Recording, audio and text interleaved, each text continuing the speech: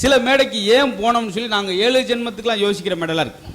பார்த்தீங்களா, கரெக்டாக அந்த பங்க்சுவாலிட்டி, இந்த டயம் தொடங்கணும், இப்போ கொடுக்கணும், பின்னாடி என்னை சுரண்டி சொல்லிட்டு போகிறார். அது 8:25க்கு மேலே நீங்கள் பேசுங்க, நாங்கள் இருக்க மாட்டோம் பார்த்துக்குங்க. அப்புறம் அனாதி நீயா கத்தி கிடக்க வேண்டியதான், அதை நான் வச்சுக்குங்க. இப்படி மேடைகள்லாம் ரொம்ப அரியுது. எனக்கெல்லாம் சில மேடைக்கு கூட்டு போவாங்க, கூட்டு போயிட்டு எங்களை கீழே உட்கார வச்சுட்டு நிகழ்ச்சி ஆர்கனைஸ் பண்ணவரே 1.5 மணி நேரம் பேசுவார். நான் மயக்கப்பட்டு மல்லாக்கப்படுத்திட்டேன், தம்பிக்கு ஒரு சோடா தெளிச்சு விடுங்க அப்படின்னு மறுபடியும் 1/2 மணி நேரம் பேசுகிறார், பேசிகிட்டே இருக்கார். இப்பொழுது சிரிப்பு காட்டுறவங்கெல்லாம் வந்திருக்காங்க, அது எங்களை அவ்வளோ மரியாதையா. அதுலேயும் தம்பி குதிரை முத்து, அண்ணே நான் மதுரை முத்து அப்படின்னே. இது மாதிரி குழப்பமான மேடைகள். அதேபோல் பேச்சாளர் பெருமக்கூடிய சுவாரஸ்யம் இந்த மேடையில் அது ரொம்ப முக்கியமான விஷயம். இந்த நிறையா பட்டிமன்றங்களில் நீங்கள் பல்வேறு பேச்சாளருக்கு தெரிஞ்சதா கூட, ஒரு பேச்சாளருக்கு உண்மையான அழகு எதை பேசணும் அப்படின்றது தெரிஞ்சிருக்கிறத விட எதை பேசக்கூடாதுன்னு தெரிஞ்சுக்கிட்டாலே அவர் வெற்றி அடைஞ்சிடுவார். அது மாதிரி இவங்க 2 பேரும் நல்ல பண்பாடோடு நல்ல நகைச்சியோடு இவங்களுடைய நகைச்சியெல்லாம் எடுத்துகிட்டு போய் தான் இன்றைக்கி போட்டி நகைச்சுவை நிகழ்ச்சியெல்லாம் பல்வேறு பேசி பரிசெல்லாம் வாங்கியிருக்காங்க. ஏன்னா பேசுகிறப்ப சாதுரி ரொம்ப முக்கியம். பேரறிஞர் அண்ணா அவர்கள் மேடையில் பேசுகிறப்ப அவருக்கு அந்த பொடி போடுற பழக்கம் இருக்குது. 5000 பேர் கூட்டத்தில் இருக்கிறப்ப இருங்க பொடியை போட்டுக்கிற அப்படின்னு இழுக்க முடியுமா? அதனால் அவர் விவரமாக பேசிக்கிட்டு இருக்கும்போது ஆம்பளைக்கு அழகு இந்த மீசை தானே அப்படின்பார், கூட்டத்துக்கு ஒருத்தன் தெரியாது. அந்த கேப்பில் இதுதான் ரொம்ப சாதுரியமாக பேசுறது. அது இந்த 2 பேச்சாளருக்கும் பொருந்தும். இப்போ இயல்பாக பேசக்கூடிய அவங்கள பற்றி ஒரு சின்ன அறிமுகம் செஞ்சுட்டு அதுக்கடுத்து நாங்கள் என்ன செய்ய போகிறோம், நீங்கள் என்ன செய்யணும் அப்படின்ற சொல்லிடலாம். இன்றைய பரபரப்பான குடும்ப வாழ்க்கை சுகமா சுமையா? சுமையே என்று பேசுவதற்கு அவர் ஒரு பள்ளியினுடைய ஆசிரியராக இருக்கார். எவ்வளோ பெரிய மேடையாக இருந்தாலும் சரி, அது கிராமத்து மேடையாக இருந்தாலும் அத்தனை பேரையும் தம் பக்கம் அப்படி இழுத்து கொண்டு வந்துடுவார் ஒரு 10 நிமிடத்தில். அதே போல் பேச்சரங்கமாக இருக்கட்டும், கவிதை அரங்கம், எந்த தலைப்பு, 2 பேருமே எல்லா தலைப்பிலையும் சூப்பராக பேசுவாங்க. தலைப்பு இல்லாட்டி இன்னும் சூப்பராக பேசுவாங்க, அதுதான் பெரிய சிறப்பு. நீ எப்போ ஆமாம் ரொம்ப, ஏன்னா நம்ம அவங்க தலைப்பில் இப்போ கண்டுக்கிறது இல்லை, அந்த மாதிரி ஆயிடுச்சு. ரொம்ப இயல்பாக நகைச்சுவை ரொம்ப இயல்பாக வந்தால் தான் உண்டு. ஒரு கதாநாயகன் வெளி மாநிலத்திலேருந்து நடிக்க வந்துடலாம், கதாநாயகி மும்பையிலேருந்து வந்துடலாம், கேரளாவிலேருந்து வந்துடலாம். ஆனால் நகைச்சுவாளன் மதுரையிலேருந்து போனால் தான் வடிவேல் ஜெயிக்க முடியும். காரணம் அந்த மண்ணின் வாசம் ரொம்ப முக்கியம் காமெடியனுக்கு. அது மாதிரி இயல்பாக சிலலாம் நகைச்சுவை சொல்லுங்களேன், அதை சிசேரியம் பண்ணிடுவார் அந்த ஜோக்கவே. ஒரு ஊரில் ஒரு டாக்டர் இல்லை நினைக்கிறேன், இது கம்பவுண்டரில் அவன் சொன்னான், வக்கீல் தான் நினைக்கிறேன், இது ஃபோன் போட்டு கேட்குறேன், அதுக்குள்ளே எவனா உட்காந்துருப்பானா குழப்பி. அது மாதிரி இயல்பாக பேசக்கூடிய அற்புதமான சிந்தனையாளர், நல்ல நகைச்சுவாளர் தேவகோட்டை மகாராஜன் அவர்கள் இன்றைய பரபரப்பான குடும்ப வாழ்க்கை சுமைதான் அப்படின்னு ஆரம்பிக்கிறாரு. அப்படி சொல்லிட்டா எப்படி இருக்கும்? சுகம்தான். ஏன்னா நீங்கள் குடும்பத்தோட நேரம் செலவழித்து பாருங்கள், குழந்தையோட நேரம் ஒதுக்குங்க, அதே போல் நண்பர்களோட கொஞ்சம் டைம் ஒதுக்குங்க. அப்போ கிடைக்கிற சுவாரஸ்யமும் சந்தோஷம் மனிதனுக்கு அவ்வளோ டென்ஷனை மறக்கடிக்கும். ஆக மொத்தம் குடும்ப வாழ்க்கை வேகமாக இருந்தாலும் அதுக்கிடையிலே நாங்கள் சுகத்தை அனுபவிக்கிறோங்க, சுகமாக தான் இருக்குது அப்படின்னு சொல்லி பேசுவதற்கு உங்கள் ஊருக்காரவங்க பல்வேறு தொலைக்காட்சி பல்வேறு நகைச்சுவை நிகழ்ச்சியில் தனக்குண்டு ஒரு நடையை வச்சுக்கிட்டு உங்கள் ஊருக்கு பல்வேறு வகையில் பேர் வாங்கி தரும். அவங்க அந்த வெறும் அன்னபாதின்னு போட்டால் கூட ஏற்றுக்கிற மாட்டாங்க, கோயில்பட்டி போட்டிருங்க சார், அந்த மாதிரி ஊருக்கு பேர் வாங்கி தரணும். அந்த வகையில் அவங்க சிறப்புக்குரிய கருத்தரங்கம், பாட்டு மன்றம், பட்டிமன்றம், பாட்டிமன்றத்திலும் பேசியிருக்காங்க. ஒரு கிளவியெல்லாம் ஒரு இது உட்கார வச்சுக்கிட்டு, அதாவது பார்த்தீங்க என்ன அப்படின்ட்டு அதெல்லாம் எல்லாமே இருக்கணும். ஒரு பேச்சால் பல்சுவையாக பேசினா தான் இன்றைக்கெலாம் ரசிப்பாங்க. ஏன்னா நீங்கள் நல்லா பாருங்களேன், ஷேக்ஸ்பியர் என்ன சொன்னார் அப்படின்னா கைதிட்டுறாங்க. பாரதியார் என்ன லூஸ் மாதிரி போய்கிட்டு இருக்கான், பேசும்போது கூட வெளிநாட்டு கவிகளை ஒப்பிட்டா தான் பாராட்டுற மாதிரி. அந்த வகையில் நல்ல பல்சுவையாக பேசக்கூடிய அற்புதமான பேச்சால் அவங்க யூடியூப்பில் கூட அவங்களுடைய ஒரு பேச்சு வேந்த டிவியில் பேசுனது கிட்டத்தட்ட ஒரு கோடி பேர் பார்த்துருக்காங்க. அந்த அளவுக்கு சிறப்புக்குரிய திருமதி அன்னபாரதி அவர்களுக்கு நீங்கள் கரகோஷம் கொடுத்து வாழ்த்திருங்க. பொதுவாக பட்டிமன்றங்கள் 4 பேர் தானே இருக்கணும், எதுக்கு 2 பேர்? அந்த 2 பேருமே 2 மணி நேரம் பேசக்கூடிய ஆள். மகாராஜன் சார்லாம் சேலத்தில் ஒரு நிகழ்ச்சியில் பேசிட்டு மேடை விட்டு 2 ஸ்டெப் தான் கீழே இருந்தார். குட்டுன்னு அந்த ஊர் பஞ்சாயத்தில் கையை கொடுக்குனார். 10,000 ரூபா மேடையில். இவருக்கு வேர்த்திருச்சு. எதுக்கு சார்? ஒட்டுமொத்த டீமுக்கா? எதுக்கு? உங்களுக்கு தான். எனக்கா? எதுக்கு 10,000? ஜென்மத்துக்கு எங்கே பேசக்கூடாதா? அப்படி கிளம்பு. அது என்ன எல்லாத்தையும் ஏற்றுக்கணும், பாராட்டியும் ஏற்றுக்கிறோம். இதெல்லாம் சும்மா நகைச்சுவாக சொல்கிறது. கிட்டத்தட்ட 13 வெளிநாடுகள் போகலாம்னு நினைக்கிறாரு, யாரும் கூப்பிட்ற மாதிரி இல்லை. ஆனால் நீங்கள் கூப்பிட்டீங்களே எங்களுக்கு அது போதும். இப்படித்தான் இதெல்லாம் நாங்கள் நகைச்சுவாக மெருகேட்டி சொல்கிறது பிரமாதமாக. அதே போல் அவங்க கோயம்புத்தூரில் மிகப்பெரிய செம்மொழி மாநாடு நடந்துச்சு. எத்தனையோ லட்சக்கணக்கான மக்கள் அந்த செம்மொழி மாநாட்டில் பேசினவங்க. ஆமாம், அவசரப்பட மேடையில் கிடையாது, கூட்டம் இருக்குன்னு ஒரு டீ கடைன்னு பேசிக்கிட்டு இருந்தாங்க. என்ன சார் டீ 5 ரூபான்னு கொடுக்குறேன், 3 ரூபான்னு கொடுங்க சார், நான் கோயில்பேட்டிலேருந்து வந்திருக்கேன்னு டீக்கே 1.25 நேரம் பேசியிருக்காங்க. அப்போ இந்த இடத்துல நம்ம கெதியை நினச்சி பாருங்க. ரொம்ப ஆரோக்கியமான விஷயம், அது அடிப்படையில் சொல்லிடுவோம். வெளியிருந்து பார்க்குறவங்க நம்மளை கொஞ்சம் என்னங்க ஏதோ மாதம் மாதம் கூடுறாங்களாம், அவங்களா கேட்க சிரிக்கிறாங்களா, இது என்ன எத்தனை வேலை இருக்குது, எவ்வளோ பணி இருக்குது, அப்படி சொல்கிறவருக்கு தான் ஆயுள் கம்மி. உடனே ஒரு நகைச்சுவை கட்டு உடனே சிரிக்கிறவருக்கு 110 வயசு, அப்படியே பருக்குன்னு முடிக்கிறார் பாருங்க, அவர் தான் பங்குனி 13ஆம் தேதி போகிறவர். முதல்ல டிக்கெட் அதிகா, நீ வீட்டை விட்டு வெளியே கிளம்பியா, ஒன்று எட்டு வீடை கட்டு போயிரும் போல. நீங்கள் நல்லா பாருங்களேன், மருத்துவத்தில் சொல்கிறாங்க சிரிக்கும் போது மட்டும் உடம்புல உள்ள 6 லட்சம் நரம்பு வேலை செய்யுது.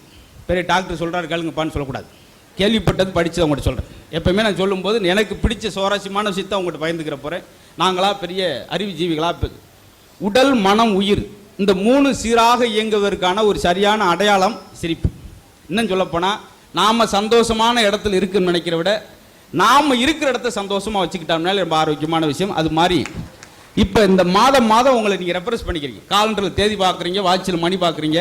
நம்மளுடைய மனசு பார்த்துருக்கீங்களான்னு கிடையாது, அந்த மனசு எப்படி இருக்குன்னு சொல்லி அந்த மனசை பக்குவமாக வச்சுக்கிற முக்கியமான மனிதனுடைய சோகங்களை குறைக்கிற 2 மருந்து தான். ஒன்று இசையை கேட்டு நம்மளுக்கு பிடிச்ச ஒரு எளிமையான இசையை கேட்பப்போ நம்ம மனம் இருக்கும் தளரும். இன்னொன்று ஒரு நகைச்சுவை கேட்டு கண்ணில் தண்ணி ஒரு அளவுக்கு உடல் குலுங்கி சிரிக்கிறான் பாரு.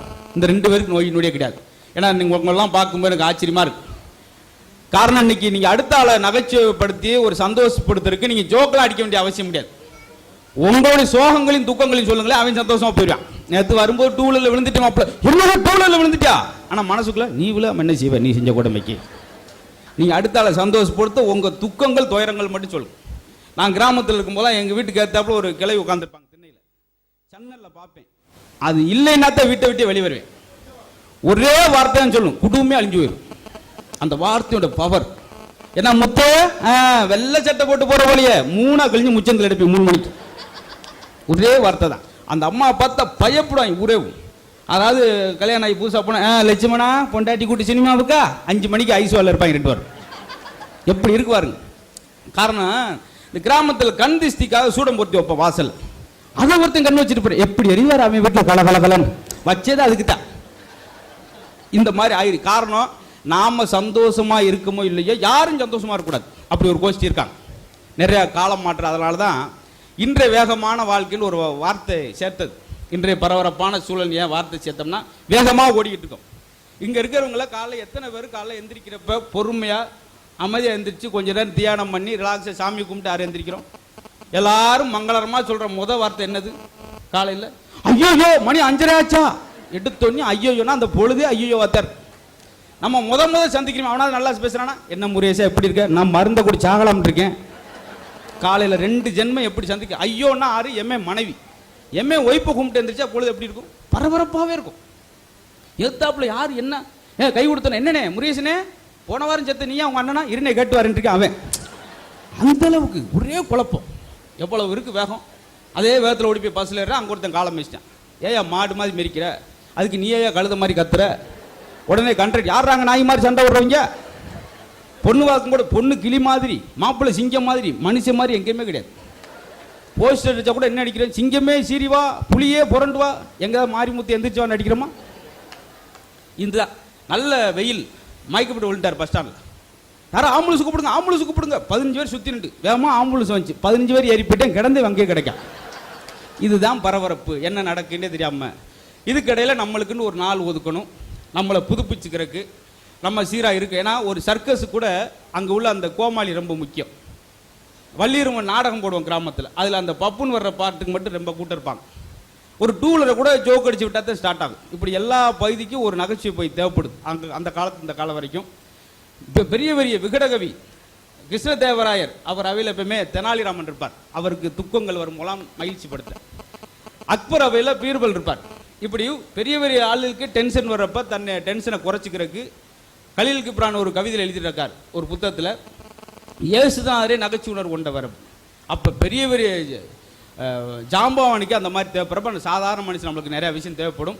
நீங்கள் ஒவ்வொரு மாதமும் புதுப்பிக்கிறதுக்காக இந்த மேடை. அதே போல் ஐயா ஒரு வார்த்தை சொன்னாங்க, இந்த மேடையிலேருந்து எத்தனையோ குழந்தைகள் வந்து யாராவது ஒரு நாள் நாளைக்கு ஒரு டிவியில் ஒரு பேட்டியில் நான் இந்த மாதிரி கோயில்பட்டி மகிழூர் மன்றத்தில் பேசி பழகி இன்னைக்கு நான் வந்திருக்கேன் அப்படின்னு சொல்லும்போது இந்த மன்றமும் இந்த மன்றத்தை சார்ந்தவங்க நான் டிவியில் பார்த்து ஒரு சின்ன சந்தோஷப்படும், அவ்வளோதான். ஏன்னா நானுமே மதுரையில் நகைச்சுவை மன்றத்திலேருந்து உருவானதான். நிறையா பேர் பெரிய பெரிய நடிகர்கள் சென்னையில் உள்ள நகைச்சுவை மன்றத்திலேருந்து விவேக்கு, சின்ன ஜெயந்தன் சொல்லி நிறையா கலைஞர்கள் உருவானாங்க. அது மாதிரி இந்த மன்றமும் பல்வேறு திறமசாலியை உருவாக்க காத்திருக்கு. காரணம் இன்னைக்கு எல்லாமே முரண்பாடாகவே இருக்கு. இதுன்னா இது கிடையாது. சண்டை எனி டைம் சண்டை போட்டுக்கிட்டே இருப்பான். அது பேர் என்னன்னு சமரசம்ண்டுவான். வாயை திறந்தா பொய் பிராடி இத்தனையும் பேசி அவனுக்கு பேர் மானஸ்தன்னு வச்சிருப்பாங்க. பிறந்தலேருந்து ஆசிட்டில் இருமிக்கிட்டே இருப்பார். அவருக்கு ஆரோக்கிய சாமி. இது மாதிரி பேர் நம்ம இருந்தால் மட்டும் போதாது, இன்னும் சுவாரஸ்யமாக இருக்கணும், இன்னும் நம்மளுடைய மகிழ்ச்சி அதிகரிப்பு இருக்குது. நாளையிலேருந்து நம்ம வேகமாக ஓடுவதற்கு இது ஒரு உந்துதல் இந்த நகைச்சுவை மன்றம். அதனால் முழுசாக எங்களோட செலவழிங்க. இங்கே உட்காந்துக்கிட்டு வெளியே யோசிக்காங்க, டூ வீலரை பூட்டினியா நீயே, சாவி எங்கே வச்சுருக்க அப்படின்ட்டா எங்களுக்கு ஒன்றுமே வராது. அதனால் கடந்த காலம் என்பது உடைந்த பானை, வருங்காலம் என்பது மதில் மேல் பூனை, நிகழ்காலம் என்பதான் கையில் உள்ள வீணை. அதை வாய்ச்சா மட்டும்தான் இசை எழுப்பும். இந்த நேரம், இந்த இடம், இந்த நபர் மகிழ்ச்சி நாம் மட்டும்தான் மகிழ்ச்சியை கொண்டாட முடியும் அப்படின்னு சொல்லிட்டு, இது என்னுடைய முன்னுரை மட்டும் இல்லை, இன்னும் அவங்க நிறையா பேசுகிறப்ப அவங்க கருத்துக்களிடையே உள்வாங்கி நம்ம நிறையா பேச போகிறோம். எல்லாருக்கும் வசதிகள் பெருகிருச்சு, வாழ்க்கை சுருங்கிருச்சு. சைக்கிளை மாற்றிட்டு டூ வீலர் வாங்கிட்டோம், டூ வீலர் வச்சுட்டு கார் வாங்கிட்டோம். ஆனால் டென்ஷன் தான் அதிகமாக இருக்குது. வசதிகள் என்ன பாருங்கள், ஒரே 10 வீட்டுக்குள்ளே 2 ஃப்ரிட்ஜ், 2 வாஷிங், 2 கட்டில் எல்லாம் 2 வாங்கி போட்டு நைட்டு படுக்க இடம் இல்லாமல் தெருவில் படுத்து கிடக்கா. இடம் இல்லைங்க. நாம் சந்தோஷமாக இருக்கிறதுக்கு வருமானம் போதும். அடுத்தவன் பார்க்கற மாதிரி வாழன்னு நினைக்கிறப்ப வருமானம் பத்தாமல் போயிடும், அவ்வளோதான். அதனால் ஓடிக்கிட்டே இருக்கவங்க.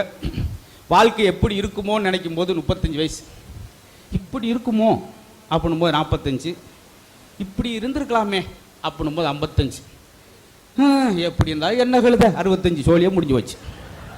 எதுவுமே புரியாத போது வாழ்க்கை தொடங்குது, எல்லாம் புரியும் போது வாழ்க்கையை முடியும். வேகமாக ஓடுற நேரத்திலே அங்கங்கே அப்படி ரசிக்க பழகிட்டான் போகுது. ஒன்றும் இல்லாமங்க, ரசனை ரொம்ப முக்கியம். இப்போ நீங்கள் பஸ்ஸில் போகிறப்ப அந்த சன்னல் ஒரு சீட்டு கிடச்சா சில சந்தோஷப்படும். அங்கே அழகழகாக குழந்தைகள், பள்ளிக்கு போகிற குழந்தைகளை பார்க்குறது, பச்சை பசுமையாக வயல்வெளியை பார்க்குறது, பார்த்து ரசிக்கிட்டே போவேன். 3 மணி நேரம் பயணம் கூட அவனுக்கு 30 நிமிஷம் பயணமாக இருக்கும். சிலருக்கு அந்த சன்னல் சீட்டு கிடச்சும் அந்த சில்லறை பாக்கி 4 ரூபாய்க்கு கண்ட்ராக்டை பார்த்துக்கிட்டே இருப்பான். அண்ணே சில்லறை இருப்பா வர்றேன் தரேன், அண்ணே சில்லறை.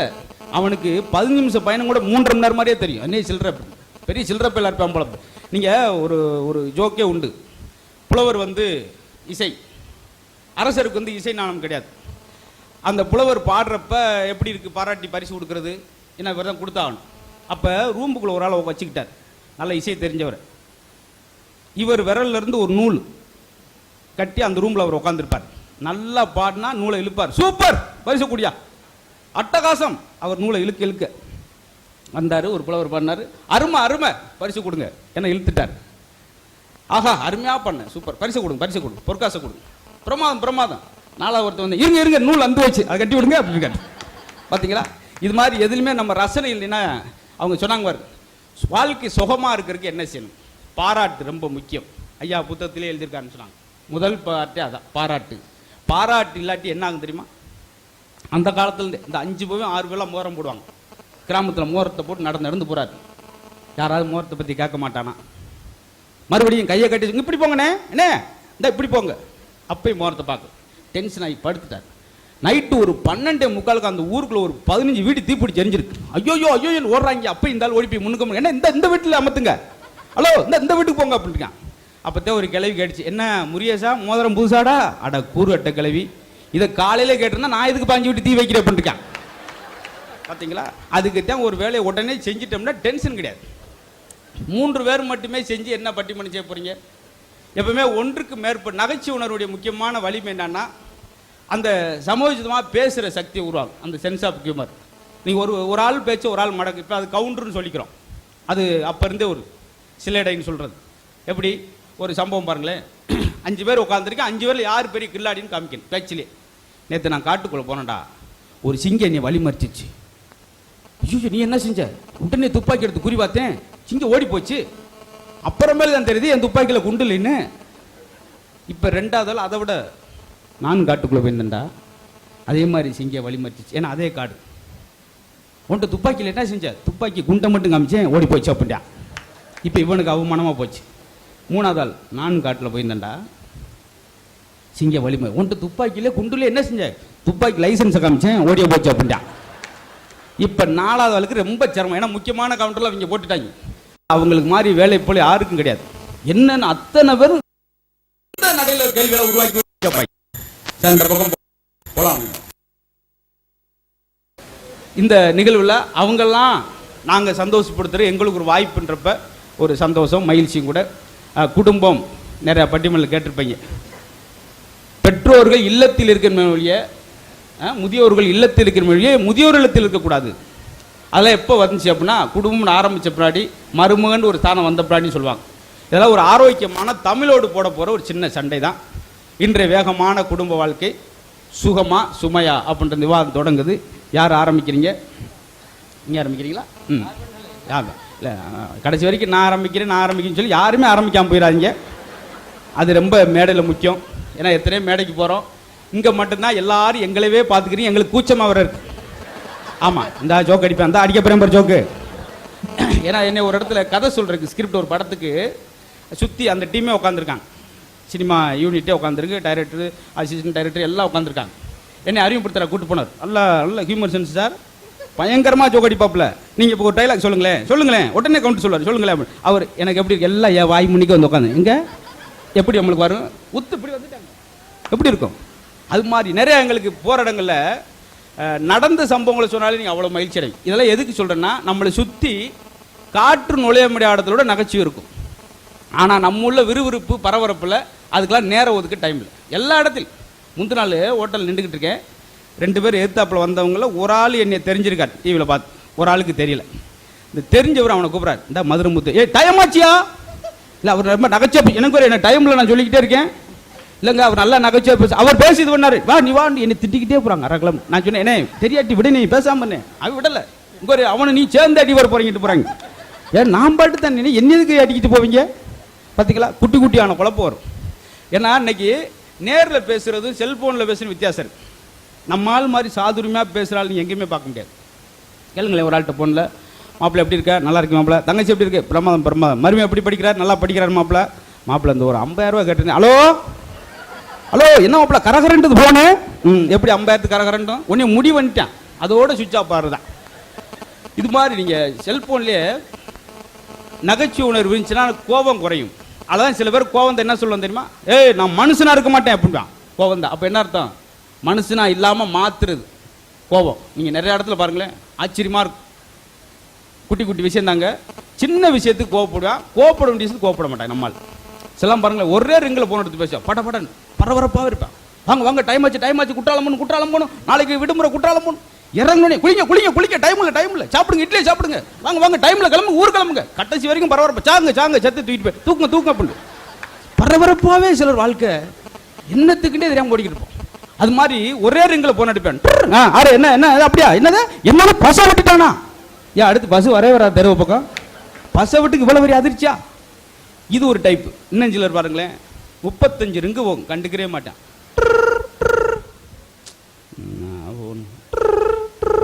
பொறுமையா எடுத்து ஹலோ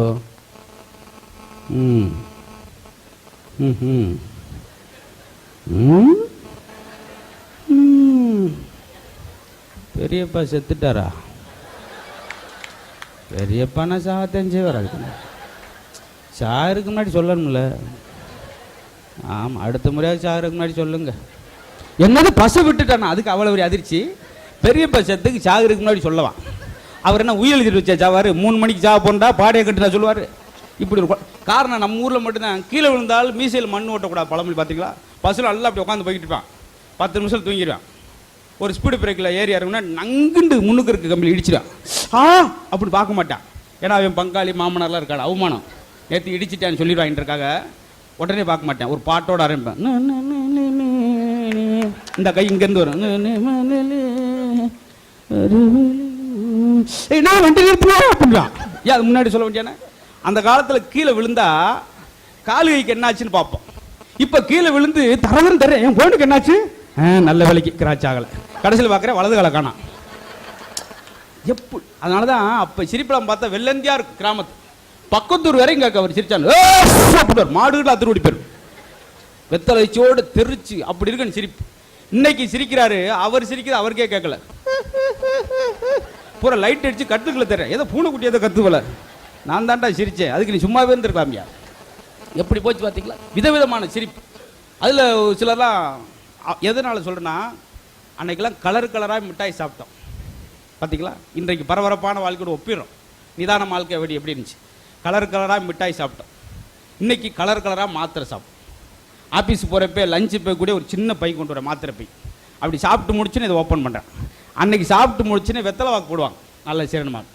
இன்றைக்கி சாப்பிட்டு முடிச்சுன்னே ₹1 இருந்தால் மிட்டாய் வாங்குவோம். இன்றைக்கி ₹1 இல்லைன்னா டோல்கேட்டில் ஒரு மிட்டாய் தர்றாங்க, இந்தாங்க சில்லறை இல்லைங்க. அப்படி நிறைய காலமாட்டம்.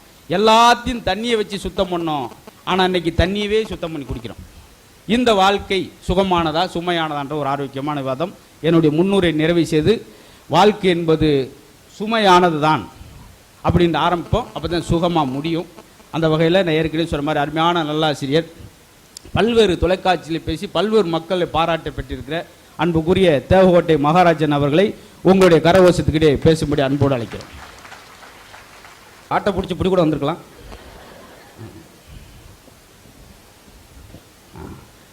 அதுக்கு 2 நிமிஷம் 5. கடைசியில் பேரை சொல்லிட்டு வந்து உட்காந்துருவார். என் பேர் மகாராஜன், தேவகோட்டை. நன்றி, வணக்கம். காஞ்சியில் பூத்த கவி குறிஞ்சி மலர், காஞ்சியில் பூத்த கவி குறிஞ்சி மலர், கவியுகம் போற்றும் கம்பன், தமிழன் தடுக்கி விழுகின்ற பொழுதெல்லாம் மீசை முறுக்கியலச் செய்த எளிஞாயிறு, சென்னை பெயர் மாற்றி செந்தமிழ்நாடு ஆக்கிய கோமான் காஞ்சி தலைவன் அறிஞர் அண்ணாவை வணங்கி, இந்த மகிழ்வோர் மன்றத்திலே வந்து அமர்ந்திருக்கிற உங்கள் அத்தனை பேரையும் என் தமிழால் வணங்கி, பட்டிமன்றத்தின் நடுவராக வீட்டிருக்கிற மரியாதைக்குரிய உலகத் தமிழரின் நெஞ்சமெல்லாம் வீட்டிருக்கிற மரியாதைக்குரிய அருமை சகோதரர் மதுரை முத்து அவர்களே, உண்மையிலே நல்ல தலைப்பு கொடுத்துருக்கீங்க. காலம் மாறிக்கிட்டு இருக்கு, மனுஷன் மாறிட்டான். ஒரு காலத்தில் கோழி கூவுச்சுன்னா விடிஞ்சிருச்சுன்னு எந்திரிச்சான். இப்போ கோழி எத்தனை மணிக்கு கூவுது? பகல் 10 மணிக்கு கூவுது, மத்தியானம் 2 மணிக்கு கூவுது, சாயந்தரம் 5 மணிக்கு கூவுது. கூவ வேண்டிய விடிய காலம் 5 மணிக்கு குப்புற அடிச்சு அது தூங்குது, மனுஷன் எந்திரிச்சு வேலைக்கு போகிறான். ஏன்னா மனுஷன் நிலைமை மாறிடுச்சு. 10 நாள் பஸ் ஓடலை, எங்கே போனாலும் கூட்டம். கோயில் பஸ் ஸ்டாண்டில், கோயில்பட்டி பஸ் ஸ்டாண்டில் நிற்கிறான், 50,000 பேர் நிற்கிறான். எந்த பஸ் வந்தாலும் ஓடுறான், இது எங்கூர் பஸ்லேன்னு திரும்பி வந்துடுறான். நான் இடம் பிடிக்க போகிறேன், எவனோ ஒருத்தன் பஸ்ஸில் 3 பேர் சீட்டில் 2 எலுமிச்சம்பழம் தாய்த்தும் ஊறுதூத்தியும் வச்சுட்டு இறங்கி போயிட்டா, எவனுமே கிட்ட போய் உட்கார மாட்டேங்கிறான். போய் உட்கார ஆத்தாடி எலுமிச்சம்பழம் தாயத்திற்கு என் குடும்பமே அழிஞ்சு போய் நான் கிட்ட போக மாட்டேங்கிறான். 1/2 மணி நேரம் பஸ்ஸில் லேட்டு. எவன் வச்சானோ அவனே பாத்ரூம் போயிட்டு வந்து டவுசர் பாக்கெட்டில் எடுத்து போட்டு உட்காந்தான். கண்ட்ரைட்டு கேட்டால் உன்னால் 1/2 மணி நேரம் பஸ்ஸில் லேட்டுன்னு. அதுக்கு வந்து சொல்கிறான், பேசாமல் இரு, இல்லைன்னா தகடம் வந்துருச்சு வாசப்படியில் சொருகிருவேன், எப்படி வசதின்னு அவன் போயிட்டான். நான் இடம் பிடிக்க போகிறேன், ஒரு 1.5 வயசு பையன் படுத்து கிடந்தான் சீட்டில். ஐயோ யார் பெற்ற பிள்ளையோன்னு வாரி சுருட்டி தூக்குறேன். அவன் சொல்கிறான், நான் இடம் பிடிக்க படுத்து கிடக்கிறேன், நீ போய்யா பின்னாடி அப்படின்ட்டான். இப்படி ஒவ்வொருத்தரும் ஒவ்வொரு மாதிரி இடம் பிடிக்கிறாங்க. இது மாதிரி ஒரு அம்மா வந்துச்சு. அந்த அம்மா கிட்ட பையும் இல்லை, பிள்ளையும் இல்லை, துண்டும் இல்லை. அந்த அம்மா எப்படி தெரியுமா இடம் பிடிச்சிச்சு? டப்புன்னு கொண்டே கலட்டி சீட்டில் வச்சுட்டு அது பாட்டில் போயிடுச்சியா. அது வெளியே ஒடியாந்தவன் சீட்டு சும்மா கிடக்கணும் உட்காந்தா கொண்டை ஊசி குறுக்கால ஏற்றிருச்சு. இவன் ஐயோ ஐயோ ஐயோ ஐயோன்னு ஓடுறான். அவன் பின்னாடி அந்த அம்மா ஓடுது, என் கொண்டையை கொடு, என் கொண்டையை கொடு, கொண்டையை கொடு. கடைசியில் அவன் கொண்டையை மட்டும்தான் கொடுத்தான், கொண்டை ஊசியை கொடுக்க மாட்டேன்ட்டான். ஏன்டா நேட்டா டாக்டர்கிட்ட ஊசி போட போனால் இதை காட்டினா தான் கரெக்டாக போடுவார், கொண்டையை நீ வச்சுக்கா, ஊசியை நான் வச்சுக்கிறோம்ட்டா. அந்த அக்கா சாத்தூர் வரைக்கும் கொண்டையை கையில் பிடிச்சிக்கிட்டே போச்சு. ஏன்னா மனுஷ வாழ்க்கையில் அவ்வளவு சிரமம் இருக்குது. இதான் உண்மையில் இன்னைக்கு பூரா டென்ஷன் ஆகிறான் சார். எல்லாரும் டென்ஷன் ஆகிறான். ஒரு தும்மல் வந்தால் கூட டென்ஷன் ஆகிறான். சனியம் பிடிச்ச தும்மல் எனக்கே வருது, உனக்கு தான் வரும். காலையில் 5:10 மனைவியை வாக்கிங் எழுப்பிட சொல்லி 5:20 எழுப்பிலாம் டென்ஷன். எப்படி போய் எப்போ ஆஃபீஸ் போகிறது? உனக்கு எப்படி டென்ஷன் குறையும்? எங்கள் ஊரில் ஒருத்தன் 80 கிலோ இருக்கான் சார். 6 மாதமாக வாக்கிங் போகிறான், இது வரைக்கும் 1 கிலோ கூட குறையலை. இவன் காலையில் வாக்கிங் கிளம்பையில் 200 ரூபா பாக்கெட்டில் எடுத்துகிட்டு போகிறான். 5 நிமிஷம் நடக்க வேண்டியது, 4 போண்டா வாங்கி திங்க வேண்டியது, 5 நிமிஷம் நடக்க வேண்டியது, 1/4 கிலோ மிச்சர் வாங்கி திங்க வேண்டியது. அவனுக்கு எப்படி உடம்பு குறையும்? வாழ்க்கையில் எல்லாமே சிரமம். உண்மையிலே இங்கே வந்து மகிழ்வோர் மன்றத்தில் பரிசு கொடுத்தாங்க பிள்ளைகளை பாராட்டி. இது உண்மையிலே மகிழ்ச்சி பட வேண்டிய விஷயம். எங்கள் ஊரில் இப்படி தான் சார் ஓட்டப்பந்தயம் வச்சாங்க போன வாரம். ஓட்டப்பந்தயத்தில் என்னை தான் கூப்பிட்டு பரிசு கொடுக்க சொன்னாங்க. முதல் பரிசு சைக்கிள். ஓட்டப்பந்தயம் முடிஞ்ச உடனே இந்த முதல் பரிசு சைக்கிள் யாருக்கு தெரியுமா கொடுத்தேன்? கடைசியா ஓடியந்தவனுக்கு கொடுத்தேன். முதல்ல ஓடியாந்தவன் சண்டைக்கு வந்துட்டான். இன்னும் நான் அவ்வளவு வேகமா ஓடுறேன், எனக்கு கொடுக்காம நீ அவனுக்கு கொடுக்குறேன். அவனை பார்த்து நான் ஒரு வார்த்தை தான் சொன்னேன், எங்க ஊரே அசந்து போயிட்டாங்க. என்ன தெரியுமா சொன்னேன்? நீ தான் இவ்வளவு வேகமா ஓடுறியடா, உனக்கு எதுக்கு சைக்கிள்? பாவம் முடியாதவன் கடைசியா வந்தான், அவனுக்கு குரா சைக்கிள் கொடுத்தேன் பாருங்க. இப்ப அந்த மன்றத்தையே கலைச்சிட்டாங்க. ஏன்னா அந்த அளவுக்கு நம்மளுக்கு பெரிய பேர். இன்னும் ஊருக்குள்ள உங்களை வச்சிருக்காங்களா? இல்ல, வெளியே கிளம்பி 15 நாள் ஆச்சு. ஏன்னா மனித வாழ்க்கையில் எல்லாத்துலேயுமே சிரமம் தான். உண்மையில நல்ல தலைப்பு கொடுத்துருக்கீங்க. இன்றைய பரபரப்பான சூழ்நிலையில் குடும்ப வாழ்க்கை சுகமா சுமையா? நான் சுமைன்னு பேசத்தான் வந்திருக்கேன். உண்மையிலே நடுவர்களை நல்லா காதலிச்சு கல்யாணம் பண்ணேன். நீ இந்த ஓட்டப்பந்து சைக்கிள் கொடுத்த மாதிரி இன்னும் விளையாட்டுனா என்னன்னு தெரியல இருக்கேன். என் ஃப்ரெண்டுகிட்ட வாடா ஜெஸ் விளையாடுவோம் அப்படின்னேன். நீ கிரவுண்டுக்கு போ, நான் ஷூ மாட்டிட்டு வரேன் அப்படின்னா. அவன் எதை தப்பி ஓடுவாங்க இவ்வளவு நினைச்சிருக்கான். எப்படி இருக்கும் பாருங்க வேலை. நான் காதலிச்சு கல்யாணம் பண்ணேன். இந்த குடும்பம் வரையா? யார தெரியுமா? சொந்த அத்தை மகளே காதலிச்சு கல்யாணம் பண்ணேன். வேற யாரு பொண்ணு தருவா? சொத்து வெளியில போயிடக்கூடாதுங்கிற ஒரு கணக்கு வழக்கில் அந்த பிள்ளையை காதலிச்சேன். காதலிக்கும் போது என் கல்யாணம் பண்ணும்போது எங்க வீட்டுல 70 பவுன் என் மாமியா வீட்டுல போட்டாங்க. எங்க அம்மா சொல்லியிருக்காங்க, என் மையன் வாத்தியார் வேலையெல்லாம் பார்க்கறான், ஒரு 5 பவுன் சேர்த்து போடுங்கன்னு சொல்லியிருக்காங்க 15 வருஷத்துக்கு முன்னாடி. என் மனைவி இதை என் மனசிலே வச்சிருந்திருக்கா. எங்க அம்மா போன வாரம் தொண்டை வலிக்குதுன்னு சொல்லியிருக்காங்க. டாக்டர்கிட்ட கூட்டிட்டு போனோடனே டாக்டர் வாயை எங்க அம்மாவை திறக்க சொல்லி உள்ள லைட் அடிச்சு பார்த்து, ஓ மாமியாவுக்கு உள்நாக்கு வளர்ந்துருக்கு, ஒரு 15,000 ரூபா கொடுமா ஆப்ரேஷன் பண்ணுவோம்னு சொல்லியிருக்கா. அதுக்கு இவ சொல்லியிருக்கா, சார் 20,000 தாரேன், இந்த வெளியில தொங்குற நாக்கையும் எப்படியாவது நறுக்கி விட்டுருக்க சார். இந்த வாழ்க்கை எப்படிங்க சந்தோஷமா இருக்கு? ஒரு காலத்துல 6 வயசுல கொண்டு எங்க அம்மா என்னை பள்ளிக்கூடத்தில் சேர்த்தாங்க. சேர்த்துட்டு சொன்னாங்க, மகாராஜா டீச்சரை பத்திரமா பார்த்துக்கிறான் அப்படின்னு. நான் சொன்னேன், இந்த டீச்சர் நடந்துக்கிறத பொறுத்து இருக்கு, யார் ரூட்ல கிராஸ் பண்ணா என் வேலையை காட்டுவேன் அப்படின்னு. எங்க அம்மா போன உடனே டீச்சர் சொன்னாங்க, மகாராஜா காதை தொடுறாங்க. நான் பெஞ்சு மேலே ஏறி டீச்சர் காதை தொட போயிட்டேன். அப்புறம் அப்படி தொடக்கூடாது தம்பி, இப்படி தொடணும். நாங்க இப்பெல்லாம் நம்ம யாரும் கொண்டு பிள்ளைய பள்ளிக்கூடத்தில் விட வேண்டியதில்லை. தெருவுக்கு தெரு மஞ்சள் கலர்ல ஒரு புள்ள பிடிக்கிற வண்டி அனுப்புறாங்க. நீ புள்ளைய அனுப்பு, புள்ளைய அனுப்பு, புள்ளைய அனுப்பு, புள்ளைய அனுப்பு. குடும்பமே சேர்ந்து 7 மணிக்கு எழுப்புறான், எந்திரா எந்திரா எந்திரா எந்திரா. ஒருத்தன் தண்ணியை ஊத்துறான், ஒருத்தன் சோப்பை போடுறான், ஒருத்தன் சட்டையை மாட்டான், ஒருத்தன் பேண்ட்டை மாட்டான், ஒருத்தன் சுவ மாட்டான், ஒருத்தன் சாக்ஸை மாட்டான். விடிய காலை 7 மணிக்கு வாயில 2 இட்லி வச்சு குடும்பமே சேர்ந்து நங்கு நங்குன்னு குத்துறாங்க. குத்தி விட்டு தெருவுக்கு வந்து புள்ளைய வண்டியில ஏற்றி விட்டுட்டு கீழே அம்மா நின்றுக்கிட்டு சொல்லுது, நீ அம்மாவுக்கு டாட்டா சொல்லு. அவன் உள்ளே இருந்து, நீ அம்மாவே இல்லை, நீ அப்பனே இல்லை, குடும்பம் குடும்பமா இல்லை, என்ன ஏன்டா வண்டியில ஏத்துறேன்னு கேட்கறான். கரெக்டா பாருங்க, இந்த மெட்ரிகுலேஷன் போறவனுக்கெல்லாம் இதுல ஒரு டை, இதுல ஒரு பெல்ட். ஏன் விடிய காலை 7 மணிக்கு வாயில 2 இட்லி வச்சு குத்துறாங்கல்ல, இது வெளியில வந்துடக்கூடாதுன்னு கண்ட்ரோல் பண்ணி இதுல ஒரு டை போட்டுருவாங்க போல இருக்கு. கீழே இறங்கிடக்கூடாதுன்னு இதுல ஒரு பெல்ட் போட்டுருவாங்க போல இருக்கு. இதையும் தாண்டி இறங்குச்சுன்னா அங்கே ஆயம்மான்னு ஒரு அம்மா இருக்கு. அது ஆயம்மா இல்லை, இந்த அம்மா தான். எப்படி நம்ம இங்கே ஏற்றி விட்டோம்னா 12 தேர் சுற்றி 2 மணி நேரம் சென்று தான் கொண்டு இறக்குவான். இந்த இறக்குன உடனே எல்கேஜி போய் ஆரம்பிச்சிருவான், ஆயம்மா ஆயம்மா ஆயம்மா. ஏன்டா 3 நாள் லீவில் போகாமல் இங்கே இடம் வந்த, கூட்டி கொண்டு கழுவி விட்டு வந்தா அடுத்த ஆரம்பிச்சிருவான், ஆயம்மா. உலகம் மாறிக்கிட்டு இருக்கு. இதில் எங்கே சந்தோஷம், இதில் எங்கே சுகம் இருக்குன்னு கேட்குறேன். அதுலேயும் டிவி, எங்கள் வீட்டில் ஒரு சோஃபா கிடக்கு, அதில் என் மனைவி மட்டும்தான் உட்கார்றா, என்னை உட்கார விட மாட்டா சார். அது அவங்க வீட்டிலேருந்து சீர் கொண்டாந்தது. அதில் அவள் டிவி பார்க்குற அழகாக பார்க்கணுமே, அது சோஃபாவில் படுத்துக்கிட்டு இப்படியே பார்க்குறாங்க. இந்த ரிமோட்டை எவன் கண்டுபிடிச்சான்னு தெரியல, அவனை தான் தேடிக்கிட்டு தெரியும். அந்த சோஃபாவில் படுத்துக்கிட்டு இந்த ரிமோட் எடுத்துட்டு என்ன மாற மாட்டேங்குது, குடும்பம் எப்படி சந்தோஷம் சுகமாக இருக்கும். அதில் டிவியில் விளம்பரம் போடுறான், நம்மளை பார்த்து கேட்குறான், உங்கள் பேஸ்டில் உப்பு இருக்கிறதா? நாங்கள் அடை தயார் பண்ணோம். நம்ம வாட்டில் சாம்பலை போட்டு உப்பு போட்டு சாப்பிட்டுக்கிட்டு இருந்தோம். இப்போ உப்பை போட்டு விளக்கிட்டு உப்பு இல்லாமல் சாப்பிட விட்டாங்க. இப்போ ஒரு விளம்பரம் போடுறான், உங்கள் வாஷிங் பவுடரில் உப்பு இருக்கிறதா? நாங்கள் என்ன சப்பி பார்த்தா கண்டுபிடிக்க முடியும்? அதில் என் பெத்த அம்மா பிள்ளைக்கு சாப்பாடு செஞ்சு கொடுக்குறாங்க.